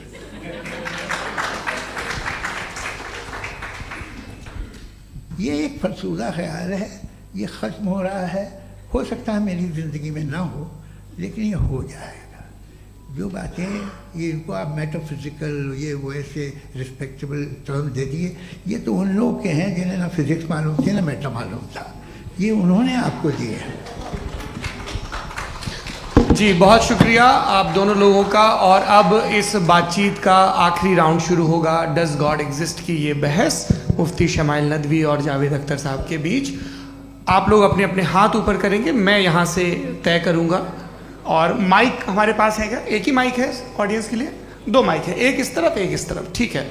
तो जी सबसे पहले हमारी सहयोगी है मारिया शकील जी, पूछिए सवाल। थोड़ा सा रुकेंगे ताकि कैमरे का फ्रेम आप पर आ जाए, आपकी तो प्रैक्टिस है टीवी की। जी नदवी साहब, मैं खुदा को मानती हूँ, पहले मैं इसी प्रमाइस से शुरू कर रही हूँ और ये बता रही हूँ आपको, मैं मानती हूँ, लेकिन कुछ सवाल हैं जो जावेद साहब ने उठाया, उसका जवाब आपको देना चाहिए। पहला सवाल ये कि गज़ा में सालों से छोटे बच्चे मर रहे हैं, वो उनको, अगर खुदा मर्सीफुल है, हम मानते हैं कि अल्लाह ताला में बहुत ताकत है, तो वो बच्चे क्यों मर रहे हैं? दूसरी बात ये कि अगर कंटिजेंसी की जो आप बात करते हैं, पूरे मुस्लिम ममालिक मिल करके भी उन गज़ा के बच्चों को क्यों नहीं बचा पा रहे हैं? क्योंकि अगर वो चाहते, क्योंकि अल्लाह ताला उन पर हुकूमत करते हैं, सब पर हुकूमत करते हैं, तो वो उनको क्यों नहीं बचा? जी थैंक यू वेरी मच। बहुत अच्छा किया आपने इस चीज़ को जिक्र कर दिया, मैं इसको और अच्छे से एक्सप्लेन करने की कोशिश करता हूँ। देखें, जहाँ तक आपने कहा कि गज़ा के बच्चों को मारा जा रहा है, देखिए 2 वर्ल्ड व्यू है, एक एथिस्टिक वर्ल्ड व्यू, एक थीस्टिक वर्ल्ड व्यू है। बच्चे मर रहे हैं दोनों वर्ल्ड व्यू में, लेकिन हमारा वर्ल्ड व्यू कह रहा है कि रिकॉम्पेंस है, ये कह रहे हैं कि उनका मरना बेकार जाने वाला है, कोई उसका रिकॉम्पेंस नहीं है, चूंकि इनके यहाँ आखिरत और अल्लाह का कोई तसव्वुर या गॉड का कोई तसव्वुर नहीं है। आपने ये सवाल किया कि गॉड मर्सीफुल है, क्यों नहीं रोकता? ये मैंने बताया कि ये मिसकंसेप्शन है लोगों के दरमियान कि गॉड को सिर्फ मर्सीफुल और ओमनीपोटेंट समझते हैं। गॉड के सिर्फ यही 2 एट्रीब्यूट्स नहीं हैं, गॉड के कई सारे एट्रीब्यूट्स हैं, उनमें से अल हकीम भी है, उनमें से ऑल वाइज भी है, ऑल नोइंग भी है। लिहाजा अगर इस दुनिया में किसी को तकलीफ आ रही है और गॉड उसको नहीं रोक रहा है, वो इसलिए नहीं रोक रहा है चूंकि इंसानों को फ्री विल दिया गया है। ठीक इसी तरीके से अगर एक डॉक्टर किसी छोटे बच्चे को इंजेक्शन लगा रहा है, उसे तकलीफ पहुंच रही है, उसके लिमिटेड पर्सपेक्टिव के एतबार से यह गलत हो रहा है और डॉक्टर बुरा है। लेकिन जब आप ब्रॉडर पिक्चर को देखेंगी, आपके और हमारे पास सिर्फ एक पिक्सल पिक्सल है, हमें इतना नजर आ रहा है कि गजा में कत्ल हो रहा है, लेकिन इसके पीछे कितना रिकॉम्पेंस उनको मिलने वाला है, पूरा पिक्चर गॉड के पास है। तो एक पिक्सल से आप पूरे पिक्चर को कभी भी जज नहीं कर सकती। आप इसमें कुछ जोड़ना चाहेंगे? आपको कुछ बोलना है इसमें? भैया आपने बहुत अच्छा जस्टिफिकेशन दिया। या आप वो जो वहाँ के प्राइम मिनिस्टर इजराइल के उन्हें भेजिए, वो बहुत खुश होंगे। आप जस्टिफिकेशन दे देना कि अगर गॉड नहीं है तो बच्चे क्यों मर रहे हैं, आप बताएं। वो ये सवाल पूछ रहे हैं कि अगर आप ईश्वर का अस्तित्व नहीं मानते हैं तो उन बच्चों की मौत को आप कैसे इंटरप्रेट करते हैं?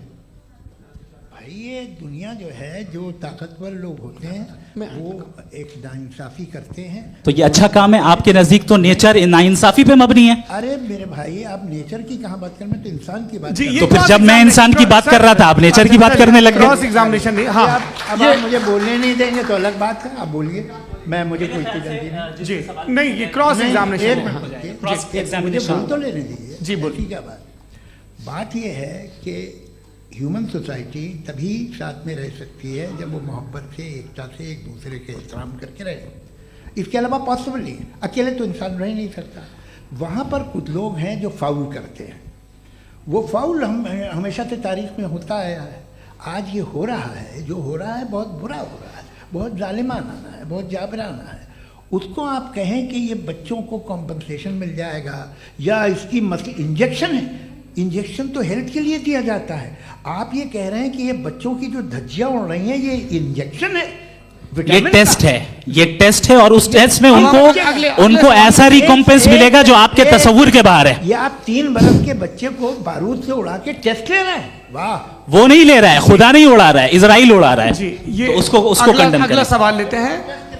अगला सवाल लेते हैं प्रोफेसर पुरुषोत्तम अग्रवाल।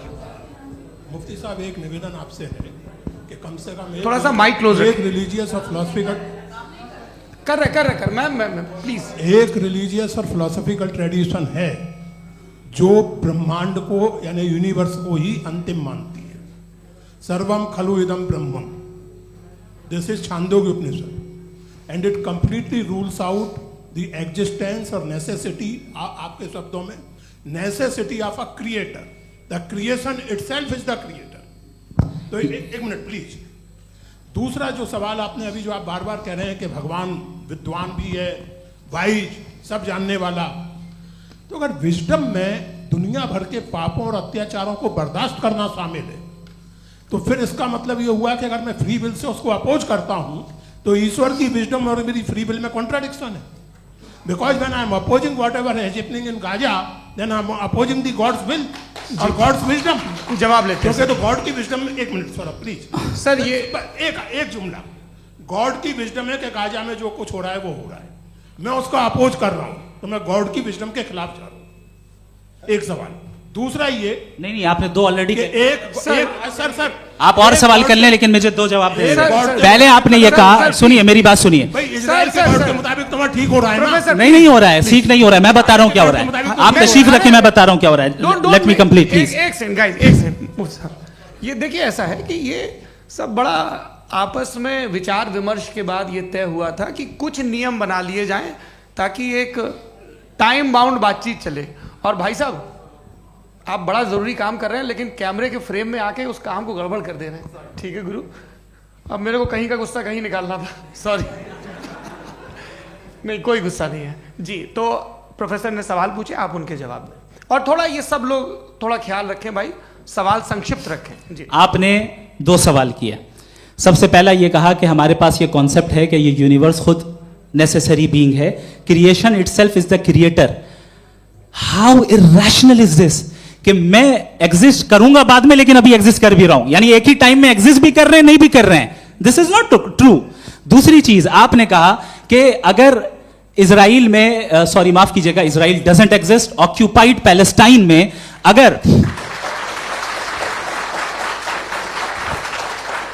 अगर ऑक्यूपाइड पैलेस्टाइन में बच्चों को मारा जा रहा है फ्री विल की वजह से और गॉड नहीं रोक रहा, ये कॉन्ट्रडिक्शन है। ये बताइए कि एक एग्जाम में एक बच्चा गलत आंसर लिख रहा है, सुनिए, एग्जामिनर चाहे तो रोक सकता है, क्यों नहीं रोक रहा है?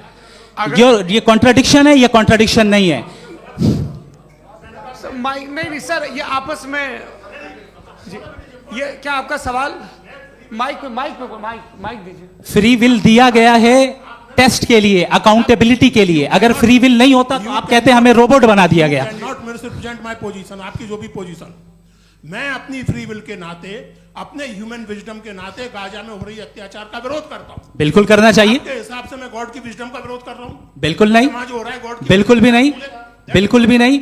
उसका वहां पर गाजा में कत्ल होना ये इंसानों के गलत इस्तेमाल का नतीजा है, फ्री विल के इस्तेमाल का नतीजा है। गॉड इसका हुक्म नहीं देता, उससे रोकता है। यही तो मसला है ना, आपके लिए कॉन्सेप्ट क्लियर नहीं नहीं भाई, आपने तो बताया था इंजेक्शन लगाने से बच्चे को तकलीफ होती है, ये इंजेक्शन लगा। सर आप ऐसे रेटोरिक स्टेटमेंट दे तब तो कोई मसला नहीं समझते रहेंगे। This is a rhetoric statement, this is not a logical argument sir. I am sorry, I am sorry. आखिरी 30 मिनट बड़े मुश्किल होने वाले हैं। जी मुफ्ती साहब आगे बैठे हैं, इनको माइक दीजिए। हाँ तरुण, माइक आप अपने पास रखिए, आपको कैमरे का फ्रेम पता है जी। सबसे पहले दोनों को मुबारकबाद। एक सर अपना आप नाम बता दें। आप अमेरिका में शिकागो में रहते हैं, इतना मुझे याद है। बताया आपको, यासिर नदीम अलवाजदी मेरा नाम है। जावेद सर आपसे एक क्वेश्चन है इन्फिनिट रिग्रेस के ताल्लुक से। एक हाइपोथेटिकल सिनेरियो है, मसलन अगर आप सर माइक थोड़ा सा प्लीज क्लोज रखिए जी। अगर आप शायर इसलिए हैं कि आपके कोई उस्ताद शायर थे, और वो इसलिए शायर थे कि उनके कोई उस्ताद शायर थे, और इसी तरीके से हम माजी में पीछे चलते चलते चले जाएं और कहीं ना रुके, तो माफ कीजिएगा आप कभी शायर नहीं हो सकते। लेकिन आप शायर हैं, आपका शायर एग्जिस्ट करता है, इसका मतलब ये है कि आप कहीं ना कहीं रुके हैं। तो मेरा सवाल ये है कि क्या आप इन्फिनिट रिग्रेस ऑफ कॉजेस को लॉजिकल फैलेसी मानते हैं या नहीं मानते? हाँ या ना? मैं इन्हें लॉजिकल फैलेसी नहीं मानता हूँ, लेकिन मेरा प्रॉब्लम यह है कि जब मैं नहीं मानता हूँ तो I will continue with this logic जो फैलेसी नहीं हो। आप एक जगह रुक जाते हैं जाके, आप कहते हैं ये गेंद कैसे बनी, ये जजीरा कैसे बना, ये समंदर कैसे बना, ये ज़मीन कैसे बनी, और अचानक गॉड पे जाके आपको ब्रेक लग जाता है। एक बार आप सवाल नहीं करते कि भाई इनको बनाने वाला तो इनसे भी कॉम्प्लिकेटेड होगा, वो कैसे बना, उसके बारे में आपने इत्मीनान कर लिया, वो हमेशा से है। तो अगर आप उसे हमेशा से मानते हैं तो फिर ये मान लीजिए कि कायनात हमेशा से है, क्या तकलीफ? फिर हम वजूद में नहीं आते जी है? हम मौजूद नहीं। अच्छा सर क्यों नहीं हो मैं सकता? बताऊंगा प्लीज। जैसे मैंने मिसाल दी आपके शेर, आपका शेर कभी वजूद में ना आता अगर शायर इसी तरह चलते रहते हमेशा। जी माइक मेरे ख्याल से एक सेकंड, इन्फिनिट रिग्रेस का कॉन्सेप्ट क्लियर नहीं हो पाया, ऐसे रहने दें, लेट्स मूव ऑन सर। ठीक है। हाँ थोड़ा सा मॉडरेटर का भी ख्याल रखें। नहीं आपने तो रखा है, आपने रखा है। यहाँ पे गौहर रजा साहब हैं, वो भी एक सवाल पूछना चाहते हैं। माइक यार नीचे से ऑन कर दिए नीचे। पहले तो ये कह दूं कि मैं उन बच्चों से शर्मिंदा हूं जिनको गजा में कत्ल किया गया, क्योंकि हमारे होते हुए कत्ल किया गया। लेकिन उससे ज़्यादा शर्मिंदगी इस बात से हुई कि मुझे लगा कि मुफ्ती साहब उसको जस्टिफाई कर रहे हैं। बिल्कुल भी नहीं, आप बहुत ही गलत, मुझे लगा मैं गलत हो सकता हूं। बिल्कुल गलत। मैं सवाल पूछ रहा हूं, सवाल मैं सवाल पूछ रहा हूं। मैं जावेद भाई से डिसएग्री करता हूं। एक सेकंड देखिए, अगर देखिए ऐसा एक सेकंड आप सर वेट अरे आप कुछ मेरे पहले मुझे अपनी बात कह लेने दीजिए। अगर ऑडियंस तय करेगी तो फिर मॉडरेटर का मतलब नहीं। मेरा आप सबसे ये कहना है, ये बहस दो लोगों के बीच में है, एक तरफ मुफ्ती साहब, एक तरफ जावेद साहब। पिछले 1.5 घंटे से ये लोग अपने अपने तर्क रख रहे हैं। आपकी इनसे इत्तेफाकी हो सकती है, ना इत्तेफाकी हो सकती है। मेरे उस्ताद मुझे सिखा गए हैं कि मुखामुखम में असहमति की गुंजाइश बची रहनी चाहिए। अगर मैं आपकी बहुत इज्जत करता हूं गौहर साहब, आपने जो कमाल की किताबें लिखी, साइंटिफिक टेम्परामेंट, लेकिन मेरी ये गुजारिश है आप सबसे कि यदि आप इन लोगों ने जो बोला उन पर टिप्पणियां करेंगे तो ना वक्त की पाबंदी रहेगी, ना वो अनुशासन। आप सवाल पूछ लें, उस सवाल में जो बात आ जाए वो आ जाए। मैं जावेद साहब से डिसएग्री करता हूं, इसलिए जावेद साहब से सवाल पूछ रहा हूं। आपका सवाल जावेद अख्तर साहब से। और सवाल यह है मेरा कि जावेद साहब ने कई बार लॉजिक का इस्तेमाल किया कि साइंस में लॉजिक है और रिलीजन में लॉजिक नहीं है। मेरा ख्याल यह है कि रिलीजन में भी लॉजिक है, लेकिन उस लॉजिक की बेसिस ये है कि आप रुक जाते हैं, जिसका जिक्र जावेद साहब ने बार बार किया, यानी खुदा के तसव्वुर पे आते हुए, गॉड के तसव्वुर पे आते हुए रुक जाते हैं। और इसमें सवाल पूछना मतलब फॉरबिडन होता है। सवाल यह है कि क्या जावेद साहब इससे एग्री करते हैं कि साइंस की लॉजिक अलग है और रिलीजन की लॉजिक अलग है। बताइए सर। देखिए, 3 चीज़ें हैं, साइंस है, एक है मंतिक है, इस्तिदलाल है, और एक जो है कुछ भी नहीं है, फेथ है, अकीदा है। मैं अकीदे की लॉजिक का कायल नहीं हूँ। मुझे आप इस्तिदलाल से, लॉजिक से, रीज़न से समझाइए, मैं मानने को तैयार हूँ, मेरा क्या नुकसान होगा। लेकिन ये कि अकीदे पे मैं नहीं जा सकता हूँ। अकीदे का मतलब है कि तुम ये मान लो, सवाल ना करो, ये नहीं। आप सारी बातें करके, बड़ी साइंटिफिक बातें करके एक जगह जाके खुदा के हुदूद पे रुक जाते हैं, सरेंडर कर देते हैं। मैं सरेंडर करने को तैयार नहीं। That's all. जी, ये आगे सर बैठे हुए हैं, इनको माइक दीजिए। भाई वो आप पूछना चाह रहे थे ना भाई? हाँ, नहीं मैं ये, थैंक यू जी, आपका नाम? आसिम इफ्तिखार। आसिम जी, पूछिए। सर, जावेद सर से सवाल है कि आपने अपने क्लोजिंग माइक थोड़ा करीब रखिए। अपने क्लोजिंग स्टेटमेंट में ये बात कही थी कि मज़हब का जो फ्यूचर है वो ज़्यादा दिन नहीं जाने वाला है, लेकिन मैं देख पा रहा हूँ कि जो ऑक्सफोर्ड यूनिवर्सिटी की एक स्टडी है 2011 में हुई है, जिसके 50 एकेडमिशियंस ने इसको अंजाम दिया था, उसमें वो ये कहते हैं कि जो फेथ इन गॉड है वो इनबिल्ट है ह्यूमन नेचर के अंदर, जिसको हम कहते हैं फितरत के अंदर शामिल है वो। और वो ये कहते हैं कि अगर कोई ये समझता है कि मज़हब को वो ख़त्म कर देगा तो ये उसकी गलत फहमी है। तो आप इसके बारे में, इस स्टडीज़ के बारे में क्या कहते हैं? ठीक है, मैं उनसे एग्री नहीं करता हूँ। वो कौन से प्रोफेसर होंगे? ऐसा उनके क्या पास डेटा है, इन्होंने डेटा के बेस होगा। डेटा क्या हो सकता है? फ्यूचर का डेटा तो नहीं हो सकता ना उनके पास, प्रेजेंट का डेटा हो सकता है। डेटा आपने सुना 100 साल पहले का बाद का डेटा? मैंने तो नहीं सुना आज तक। तो आज उनकी ये राय है और होगी राय, ठीक है। दुनिया में तरह तरह की राय है लोग, लेकिन मैं समझता हूँ कि वक्त के साथ इंसान ज़्यादा से ज़्यादा रीजनेबल और लॉजिकल होता जा रहा है। आज आप देखिए वेस्टर्न यूरोप में क्या परसेंटेज है नॉन बिलीवर्स की, बहुत हाई। वहाँ चर्च खाली पड़े होते हैं। तो अल्टीमेटली तो इंसान कोई ऐसी बात बहुत अरसे तक नहीं मान सकेगा, चाहे गलत या सही, जो उसे, उसके दिमाग को, उसके जहन को, उसकी लॉजिक को अपील न करे। वो कह रहे हैं तो ऑक्सफोर्ड के होंगे तो कैम्ब्रिज के होंगे, तो मुझे क्या लेना देना। उनका डेटा मुस्तकबिल का नहीं हो सकता है। जी, दीपक, हाँ पूछिए।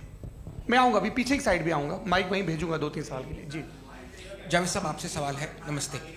अरे भाई सर, अगर आप ही लोग तय करना है तो फिर 200 लोग तय कर लें। ये नहीं sir, please don't do this sir. Everybody has a right sir, but we can only take selected questions. No sir, ये यंग लोग भी हैं तो इनकी ये अब उतने यंग, भाई आप यंग हैं कि नहीं है? वो कह रहे हैं वो भी यंग हैं साहब, आप उनकी नौजवानी पर दावा उनको ही करने थे। हाँ मुफ्ती साहब, आप यंग, हाँ पूछे। अरे भैया सर, मेरा सवाल ये है, कुछ इनसे भी तो पूछो। जी नहीं, बस आपसे एक सवाल है। जैसे थीस्टों के पास, अपने जो ईश्वर को मानते हैं, उनके पास अपने सोशल गेट टुगेदर्स हैं। 5 रोज़ आज क्रिसमस आने वाला है, होली है, दिवाली है, ईद है। एथिस्ट क्या ऑफर कर रहे हैं? मतलब मैं इनकी दुकान से बोलूं, मैं आना चाहता हूं उस तरफ, पर मैं अट्रैक्ट नहीं हो पा रहा हूं। मैं सोशल गेट टुगेदर्स क्या है आपके पास? वो ये कह रहे हैं कि जो धार्मिक लोग हैं, अलग अलग धर्म के लोग, उनके उत्सव त्योहार, कॉन्ग्रेगेशन बहुत हैं। अब आपको मैं एक सुनाता हूँ, यहाँ हिस्टोरियन भी बैठे हैं। मृदुला जी, आप बताइएगा सही है कि नहीं। ये एक कॉन्स्टेंटाइन, एक ग्रीक रोमन बादशाह था, जो क्रिश्चियनिटी आने के 400 साल बाद उसने डिसाइड किया कि मैं क्रिश्चियन हो जाऊंगा, मेरी पूरी स्टेट कैंसिल हो जाएगी। उस ज़माने में ऐसे ही होता था, राजा जो धर्म इख्तियार करता था वो जनता भी कर लेती थी, इसलिए कि वो हो गया था बैंकरप्ट। और उसे जो मेडिटेरियन कोस्ट के रिच क्रिश्चियन वो थे मर्चेंट, उससे पैसा चाहिए था। तो उसने कहा यार क्रिश्चियन हो जाओ। तो उसने अपने वजीर से कहा कि भाई ये हिस्ट्री है कि अब हम लोग क्रिश्चियन हो जाते हैं। पहले सर हो जाएंगे, कोई प्रॉब्लम नहीं है, लेकिन एक प्रॉब्लम ये है कि 17 दिसंबर से 25 दिसंबर तक जो पेगन फेस्टिवल होता, जो पेगन जो फेस्टिवल होता है वो बंद हो जाएगा, इसलिए कि हम क्रिश्चियन हो गए तो होगा नहीं। तो वो बच्चों को बहुत बुरा लगेगा, पब्लिक को बहुत इन्जॉय करते हैं, खासतौर से 25 को मेन डे। उसने कहा हाँ ये तो सही कह रहे हो। ये जीसस क्राइस्ट की पैदाइश कब थी? पहले साहब वो अप्रैल में थी। नहीं, कट करो, वो 25 दिसंबर को है। यह हकीकत है जी। और 400 साल बाद क्रिश्चियनिटी के अप्रैल से दिसंबर ले आए, और इसलिए कि यहाँ पेगन फेस्टिवल होता था। अब मनाते हैं आप आराम से। ये जो सारे फेस्टिवल हैं ये रिलीजन से, हर एक को एक इंटरटेनमेंट डिपार्टमेंट चाहिए होता है अपनी कंपनी चलाने के लिए। तो ये रिलीजन ने, ये सेकुलर त्योहार थे जिन्हें रिलीजन्स ने ले लिया है। ये मौसम के थे, फसलों के थे, किसानों के थे, उसको आपने लेके रिलीजियस रंग दे दिया। ये कोई रिलीजन से थोड़ी आए आप। अच्छा हमें देखिए, हम तो मुल्द हैं, हम ईद मनाते हैं, हम दिवाली मनाते हैं, हम होली मनाते हैं, हम क्रिसमस मनाते हैं। बम्बई की फिल्म इंडस्ट्री की सबसे बड़ी होली हमारे घर में होती है, सबसे बड़ी ईद हमारे घर में होती है। वो हमारी सोशल वो है, हमारा हेरिटेज है। ऐसा थोड़ी है कि we will throw the baby along with the water. ये तो अच्छी चीज़ है, इन्हें रखो, जो बेकार है फेंक दो। जी हाँ, हेलो जी, मेरा सवाल नादवी जी से है। जैसा कि आपने बोला कि गॉड टाइम के भी परे हैं और गॉड इतनी कॉम्प्लेक्स चीज़ है कि उसे ह्यूमन माइंड समझ नहीं सकता, और गॉड ने अर्थ पे फ्री विल भी दे दी है, तो आप अपना वक्त ज़ाया क्यों कर रहे हैं गॉड के बारे में बात करके? अपन को तो बात करनी चाहिए कि सोसाइटी को बेहतर कैसे करें। जी, मैं गॉड वही बताता है सोसाइटी को कैसे बेहतर करें। अभी मैं आपका जवाब देता हूँ। आपने कहा कि टाइम पे वो एग्जिस्ट नहीं करता, सो नहीं, मेरा सवाल ये है कि जैसा आपने बोला कि गॉड बहुत ही कॉम्प्लेक्स चीज है। मैंने कहा ही नहीं कि कॉम्प्लेक्स है, तो आपके अल्फाज हैं। कॉम्प्लेक्स का लफ्ज गॉड के लिए सुइटेबल नहीं है। क्यों? क्योंकि कॉम्प्लेक्स वो चीजें होती हैं जो ऑब्जेक्ट हो। God is not an object जिसको आप इंस्ट्रूमेंट के जरिए लेबोरेटरी में जाके टेस्ट करें, oh it's very complex. No, वो कोई कार का इंजन नहीं है। वो फिलोसॉफिकली नेसेसरी बीइंग ऐसी बीइंग है जो सिंपल बीइंग है। हाँ, आप उसको मुकम्मल तौर पे उसकी तमाम हिकमतों को जान ले और हर चीज को जान ले, ये पॉसिबल नहीं है, क्योंकि वो ऑल वाइज है, आप ऑल वाइज नहीं है, और वो खुदा है, वो आपको सारी चीजें बता दे, ये जरूरी नहीं। मेरा सवाल ये नहीं था, मेरा सवाल ये था कि जब गॉड इतना परे है इस दुनिया से कि उसने अर्थ पे फ्री विल भी दी है, हम सब ह्यूमंस की फ्री विल है, और जो सोसाइटी में हो रहा है वो अपन लोग डिसाइड करेंगे, तो अपन लोग डिसाइड नहीं करेंगे ना, अपन लोग डिसाइड नहीं करेंगे। गॉड जो है, गॉड ने वो उसकी जात, उसकी एग्जिस्टेंस टाइम एंड स्पेस से परे है, लेकिन वो हमारा टेस्ट ले रहा है और उसी गॉड ने हमें बताया कि तुम्हें क्या करना है क्या नहीं करना है, तो जाहिर है उस गॉड की बात सुनेंगे ना। जी, वो पीछे एक चश्मा लगाए जो मैम खड़ी हैं, उनको दीजिए। हाँ, आप जी जी बिल्कुल आएंगे। देखिए मैं कोशिश कर रहा हूँ सब तरफ जाने की। हाँ, उनको दीजिए माइक। जी,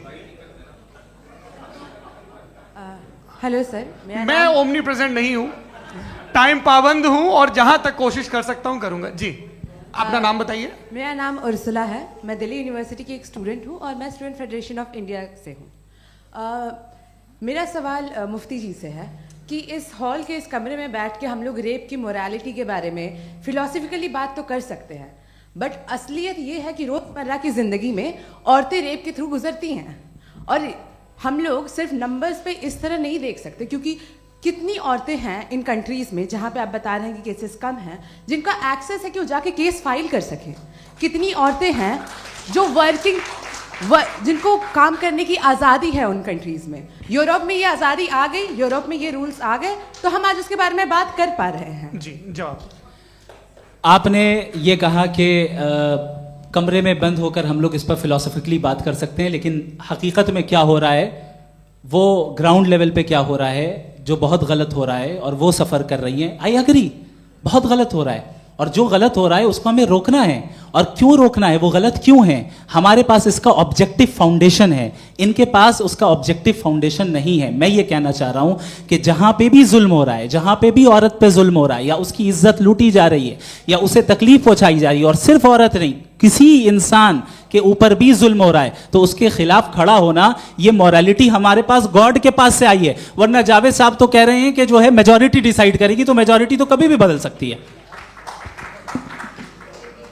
क्या आप हाँ। ये थोड़ी सी आपको गलतफहमी है। मैं अगर मेरे जुमले से ये मतलब निकला या मैंने कहा, तो ये जुमला मैं वापस लेता हूँ, ये मेरा मतलब ही नहीं था कि मेजॉरिटी डिसाइड करेंगे। मेजॉरिटी डिसाइड करे तो दुनिया में बड़ी, वैसे आपने कहा था ये जुमला। अच्छा, हो मैं मान रहा हूँ, बाद में रिकैप कर लेंगे। अरे एक सेकंड, मैं अपनी एक्सप्लेनेशन दे रहा हूँ।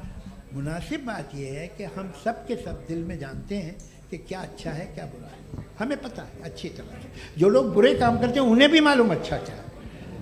यही तो सवाल था हजरत सर, कि फिर ये मोरालिटी आई कहाँ से? क्रॉस एग्जामिनेशन, हाँ जी, हाँ जी। मोरालिटी साथ रहने की डिजायर से आई। यानी साथ रहकर जो कुछ कह दे, जो कुछ कर दे, वो हो जाएगा? नहीं नहीं, तो आप कायदे से रह ही कर सकते हैं जब तक लोगों में मोरालिटी हो, वरना क्यास हो जाएगा। ये आपको कैसे पता? जी, हमने देखा ना, जहाँ मोरालिटी का क्यास हो गया, हम देखते हैं। कहाँ पे देखते भाई? हैं? तो दुनिया में आप जो ये कह रहे हैं, आप कहीं पे अगर गलत हो रहा है इस बहस तो के उसको बाद आप मैं गलत लोगों देखिए। को आप सर मुफ्ती आप साहब, मैं- एपिस्टेमोलॉजी की मुफ्ती बात कर रहे हैं, मैं ऑन्टोलॉजी की बात कर रहा हूँ। मैं इस बहस के फाउंडेशन बाद आप क्या है? दोनों लोगों को चाय पे फाउंडेशन होस्ट करूंगा, वहां पे क्रॉस एग्जामिनेशन कर लीजिएगा। अभी ऑडियंस का हक मार रहे हैं आप लोग भाई, सर जस्ट लोग हैं आप लोग। और ये भाई ये एक हाँ, बच्चे- उधर आएंगे, उधर इनको आएंगे। भी। जी सर, आएंगे आएंगे। अच्छा सर मेरा नाम लईकुर रहमान है और मैं अलीगढ़ मुस्लिम यूनिवर्सिटी का स्टूडेंट हूँ। और जहाँ तक मुझे पता है कि sir you are also product of Aligarh Muslim University. मैं भी उसी चमन का बुलबुल। हाँ सर, तो बड़ी खुशी हुई मुझे जान करके कि मैं आपसे मिलूंगा। सवाल सर, मेरा सवाल यह है, सर सैयद अलैहि रहमा का नज़रिया ये था कि खुदा के वजूद को अक़ल के दायरे में रह कर के तलाश करना, न कि पूरी तौर से उसका इनकार कर देना। Sir how will you define it? नहीं तो ये तो आप इन्हें बताइए। ये सर, सवाल आपसे खुदा का वजूद साबित कर रहे हैं तो सर आपने इनकार कर रखा है, इस वजह से मेरा क्वेश्चन उन्होंने यही सर से एक सेकंड, सर सैयद ने यही कहा ना कि अक्ल से आप खुदा के वजूद को साबित नहीं कर सकते, यही कहा ना भाई। वो उन्होंने कहा कर सकते हैं और वो कर दिया गया आज। वो फोन दो। तलाश करना या साबित करना अक्ल से अक्ल से नहीं हो सकता। सर अरे सवाल तो सुन लीजिए जी। अक्ल से नहीं हो सकता है, यही कहा ना आपने। अक्ल से हो सकता है? अरे वो यही कह रहे हैं भाई, आप बता रहे हो सकता है, वो तो कुछ और। आप अगर सर देखो नौजवान फोन ले लो, वो इतनी कमाल की यूनिवर्सिटी है। अरे भाई दे दो ना जरा, एक मिनट दे दो भाई, मेरी बात सुनो, माइक पे बोलो ताकि जो लाखों लोग देख रहे हैं। माइक दे दो ना। अरे देंगे ना माइक, तुम ठहरो तो। हाँ सर, मेरा सवाल ये था कि सर सैयद अलैहि रहमा का एक नज़रिया था अपना कि खुदा का जो वजूद है उसको अक़ल के दायरे में रह करके तलाश करना है, न कि पूरे तौर से इनकार कर देना है। ये उनका कॉन्सेप्ट था। लेकिन मेरा सवाल ये है कि आप इसको कैसे डिफाइन करते हैं, एक्सप्लेन कैसे करेंगे? मैं आपसे जानना चाहता हूँ, क्योंकि you are the product of Aligarh Muslim University. मुझे अक़ल के दायरे में रख के मैंने बहुत तलाश की, मुझे मिला नहीं। हाँ ये इधर वो चश्मा लगाए जो, हाँ उनको दे दीजिए। जी जी फटाफट पूछिए, बस 5 मिनट है, 5 मिनट में खत्म हो रहा है। हाँ अस्सलाम वालेकुम मुफ्ती साहब, एंड मेरा सवाल जावेद अख्तर साहब से। क्या नाम है आपका? अरे भैया सब मुझे पूछ रहे हो। फैज पूछिए फैज साहब। तो मेरा सवाल ये है कि अभी जो एथियस्ट है वो problem of evil argument use कर रहे हैं अगेंस्ट मुस्लिम्स, राइट? कि इस दुनिया में इतना सारा इविल है और अगेंस्ट मुस्लिम तो यहाँ अगेंस्ट थियस्ट। हाँ थोड़ा सा करेक्ट कर लीजिए भाई, पूरी मशक्कत इसी बात की थी कि किसी एक मजहब पे बात न टिके। जी, तो बेसिकली ये आर्ग्यूमेंट ऐसा है कि इस दुनिया में इतना ज़्यादा ईवल एग्जिस्ट करता है और अगर एक ऑल गुड गॉड है तो वो रोकता क्यों नहीं है? लेकिन इस सवाल में एक हिडन अजम्पशन ये है कि इस दुनिया में ईवल एग्जिस्ट करता है। अब एथियस्ट ये कैसे ऑन्टोलॉजिकली प्रूव कर सकते हैं कि इस दुनिया में ईवल एग्जिस्ट करता है? मैं आपको बताता हूँ, थोड़ा सा समझा। नहीं सर हम लोग इनको सुनिए। नहीं please don't do that. I want to explain ontologically. नहीं हम समझ गए सर, इनको अब जवाब देने दीजिए। अच्छा सवाल पूछ लो। मैं अभी तक क्या था वो मैं थोड़ा सा ऐड ऑन कर लेता हूँ। तुम गुरु, तो हम जब इसका राउंड 13 करेंगे ना तब तुमको स्टेज पे बिठाएंगे। जी तो हाँ जल्दी से। तो देखिए एथियज्म के हिसाब से सब कुछ रैंडमली बन गया है, सब कुछ एटम्स और मॉलिक्यूल्स है। एक पत्थर में और मुझ में सिर्फ इतना फर्क है कि हम लोग एटम्स और मॉलिक्यूल्स का अलग अलग रीअरेंजमेंट है। अब एक पत्थर को कोई इंसान तलवार से 2 टुकड़ों में काट दे या मुझे, according to atheism it is same. There is no evil and good according to atheism. जी अच्छा, फैज साहब का सवाल ये है कि हाँ कोशिश भी करते तो इससे गलत सवाल नहीं कर पाते। एक लाइफ फॉर्म है और लाइफ फॉर्म में फीलिंग्स हैं, मतलब लाइफ फॉर्म सुनता है, देखता है, टेस्ट कर सकता है, फील कर सकता है। तो उसकी ये जो क्वालिटी इस बबल में आ गई है, वो जानवर में भी है, इंसान में भी है। तो जाहिर है कि उसे कोई तकलीफ पहुंचेगी, तो चूंकि उसके पास वो सेंसिटिविटी है तो मैं करेगा। पत्थर में वो सेंसिटिविटी नहीं है। तो ये क्या सवाल हुआ कि अगर पत्थर को काटा तो पत्थर को तकलीफ नहीं होती, तो आपको काटे तो आपको क्यों तकलीफ हो? बैठ जाइए। जी हाँ अगला सवाल। हाँ पूछे जी जावेद अख्तर साहब। अरे भैया सब आप लोग मुफ्ती साहब को छोड़ रहे हैं, मेरे ही पीछे पड़े हैं क्या? फिर चलो बोलो भाई। You asked how God can exist when children die in Gaza. हाँ? You asked how God can exist when children die in Gaza, and you also mentioned the rise of atheism in Europe. But the same events also are leading many atheists and non-believers to turn towards faith. How do you interpret this contradiction, where suffering pushes some away from God, yet brings others closer to belief? देखिए, आपको एक बात बताऊं, दुनिया perfect तो कहीं भी नहीं है, हर जगह कुछ खामियां हैं। बेटा एक मिनट, मैं आप ही को कहेंगे, देखो वो तो कुछ खामियां, कमज़ोरियां, खराबियां सब जगह है। लेकिन अगर देखोगे ईमानदारी से कि दुनिया सबसे ज़्यादा महज़ब कहाँ है, एक आम शहरी को कहाँ हुकूक हासिल हैं, वो बोल सकता है, अपनी मर्ज़ी से काम कर सकता है, अपनी मर्ज़ी से राय दे सकता है, हुकूमत के ख़िलाफ़ बोल सकता है, बरसरे इक़्तिदार लोगों के बारे में बोल सकता है, सरमायादारों के ख़िलाफ़ बोल सकता है। तो आपको ये स्कैंडिनेवियन कंट्रीज़ में मिलेगा, वेस्टर्न यूरोप में मिलेगा। मैं नहीं कह रहा वो परफेक्ट है, बिल्कुल नहीं, वहाँ बहुत ख़राबियाँ भी हैं, परफेक्ट तो कोई। लेकिन जिन जिन मुल्कों में, लैटिन अमेरिका देखो, गल्फ देखो, वहाँ पर आपको ये ज़रूर है कि रेप नहीं होते होंगे। रेप की ज़रूरत क्या है भाई? उसको तो ख़रीद लो, घर में रखो, सड़क पर रेप करने की क्या ज़रूरत है? मगर सुनिए सुनिए सुनिए, मगर हकीकत ये है कि वहाँ शख्सी आज़ादी राय देने की, बोलने की नहीं है। जी, ये एक आखिरी सवाल मुफ्ती साहब से। हाँ मैम, इनको माइक दीजिए। शुक्रिया। मेरा नाम मनीषा है, मैं हरियाणा से आई हूँ। मैं मुफ्ती साहब से एक बात पूछना चाहती हूँ। आप बार बार जावेद साहब को कॉन्ट्राडिक्ट तो कर रहे हैं कि आपने ये कहा, लेकिन आप भी अजम्पशंस के बेसिस पे बात कर रहे हैं। आपने खुदा के होने का कौन सा प्रूफ पेश किया है, खुदा की एग्जिस्टेंस का? अब इस सवाल को अलग रहने दीजिए, कौन एथीस्ट है कौन नहीं है। और दूसरी बात जो आपने एक छोटी सी कही थी कि ये फ्री विल का इस्तेमाल करता है इंसान अपनी, लेकिन इस फ्री विल का इस्तेमाल में मतलब खुदा ने ये दे दी सबको ये इजाज़त कि वो कितना घिनौनापन और कितने ज़्यादा ख़राब से ख़राब तरीके इस्तेमाल कर सकते हैं। जवाब सुनते जी। आप फ्री विल को मानती है ना, या अब कहती है कि फ्री विल नहीं है ना? मानती है ना? तो अब आपके पास इसका कोई एक्सप्लेनेशन नहीं है कि अगर एक इंसान उस फ्री विल का इस्तेमाल करके गलत काम कर रहा है और बच के अच्छी ज़िंदगी गुजार के निकल जा रहा है, उसका कोई रिकम्पेंस नहीं है। हमारे वर्ल्ड व्यू में जो इंसान गलत काम कर रहा है उसको भी रिकम्पेंस यानी उसका बुरा बदला मिलना है, और जो सही काम कर रहा है उसको सही बदला मिलना है। लिहाजा जो फ्री विल है वो इस तरीके से है कि एक लिमिटेड टाइम तक खुदा ने मोहलत दी है। ऐसा नहीं कि छूट दे दी, जो करना है करते रहो हमेशा। वक्त आएगा जब एग्जाम का टाइम खत्म होगा तब रिजल्ट आएगा, दौराने एग्जाम जबरदस्ती आपको नहीं बताया जाएगा। अरे भाई एक सेकंड, जी सवाल मुफ्ती साहब से मेरा, मुफ्ती साहब से जी, रुक जाइए, आपसे फोन, आप इसके बाद आपसे यही रहेंगे वो। हाँ बोलिए। मैं मुफ्ती साहब एक ही सवाल करता हूँ कि अगर जो हो रहा है फ्री विल से हो रहा है और एक दिन बरोज़ क़यामत इंसाफ होगा मैशर में वगैरह वगैरह, तो दुआ क्यों मांगते हैं लोग?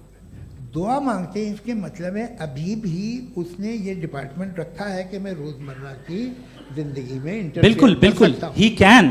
तो तुम कैन हो, तुम मुझे नौकरी दिला देते हो, मेरे बेटे को ग्रीन कार्ड दिला देते हो, और 45,000 बच्चे मरते उन्हें रोकते नहीं हो। नहीं तो क्या आप ये कह रहे हैं कि इस दुनिया में जालिमों को कभी पकड़ ही नहीं होती है? अरे जो भी पकड़ होगी वो बच्चे रोते हैं। बिल्कुल, देखें मैंने अपने ओपनिंग स्टेटमेंट में यही कहा था कि जनाब जावेद साहब सिर्फ इमोशनल आर्गुमेंट देंगे। This is an emotional argument. ये छोटे मोटे इसके पीछे का रीजन मैंने बताया क्या है, इसके पीछे का विजडम क्या है मैंने बताया। मंच से आप लोगों को सज्जनों इसलिए कह रहा हूं ताकि थोड़ा सा आपके कॉन्शियंस पे जोर रहे कि आपको ऑर्डर बचा के रखना है। वक्त तय हुआ था, ये वक्त पूरा हुआ, आपने इतने धैर्यपूर्वक सुना, मैं आप सबका बहुत बहुत शुक्रगुजार हूं। यदि इन दोनों विद्वानों की इच्छा होगी तो कभी हम इस बातचीत का राउंड 2, राउंड 3, यही तो देखिए खूबी है इंसान की कि बहस मुबाहसे में वो पड़ा रहता है। आप लोगों ने बड़े धैर्य का परिचय दिया, बहुत बहुत शुक्रिया। इसी के साथ ये बातचीत यहाँ पे समाप्त होती है। आप लोगों को मैं एक बात बता दूं, ये सारी बहस हो गई, अब मुफ्ती साहब और बड़े मुफ्ती साहब इन के साथ मैं खाना खाने वाला हूँ। अच्छा।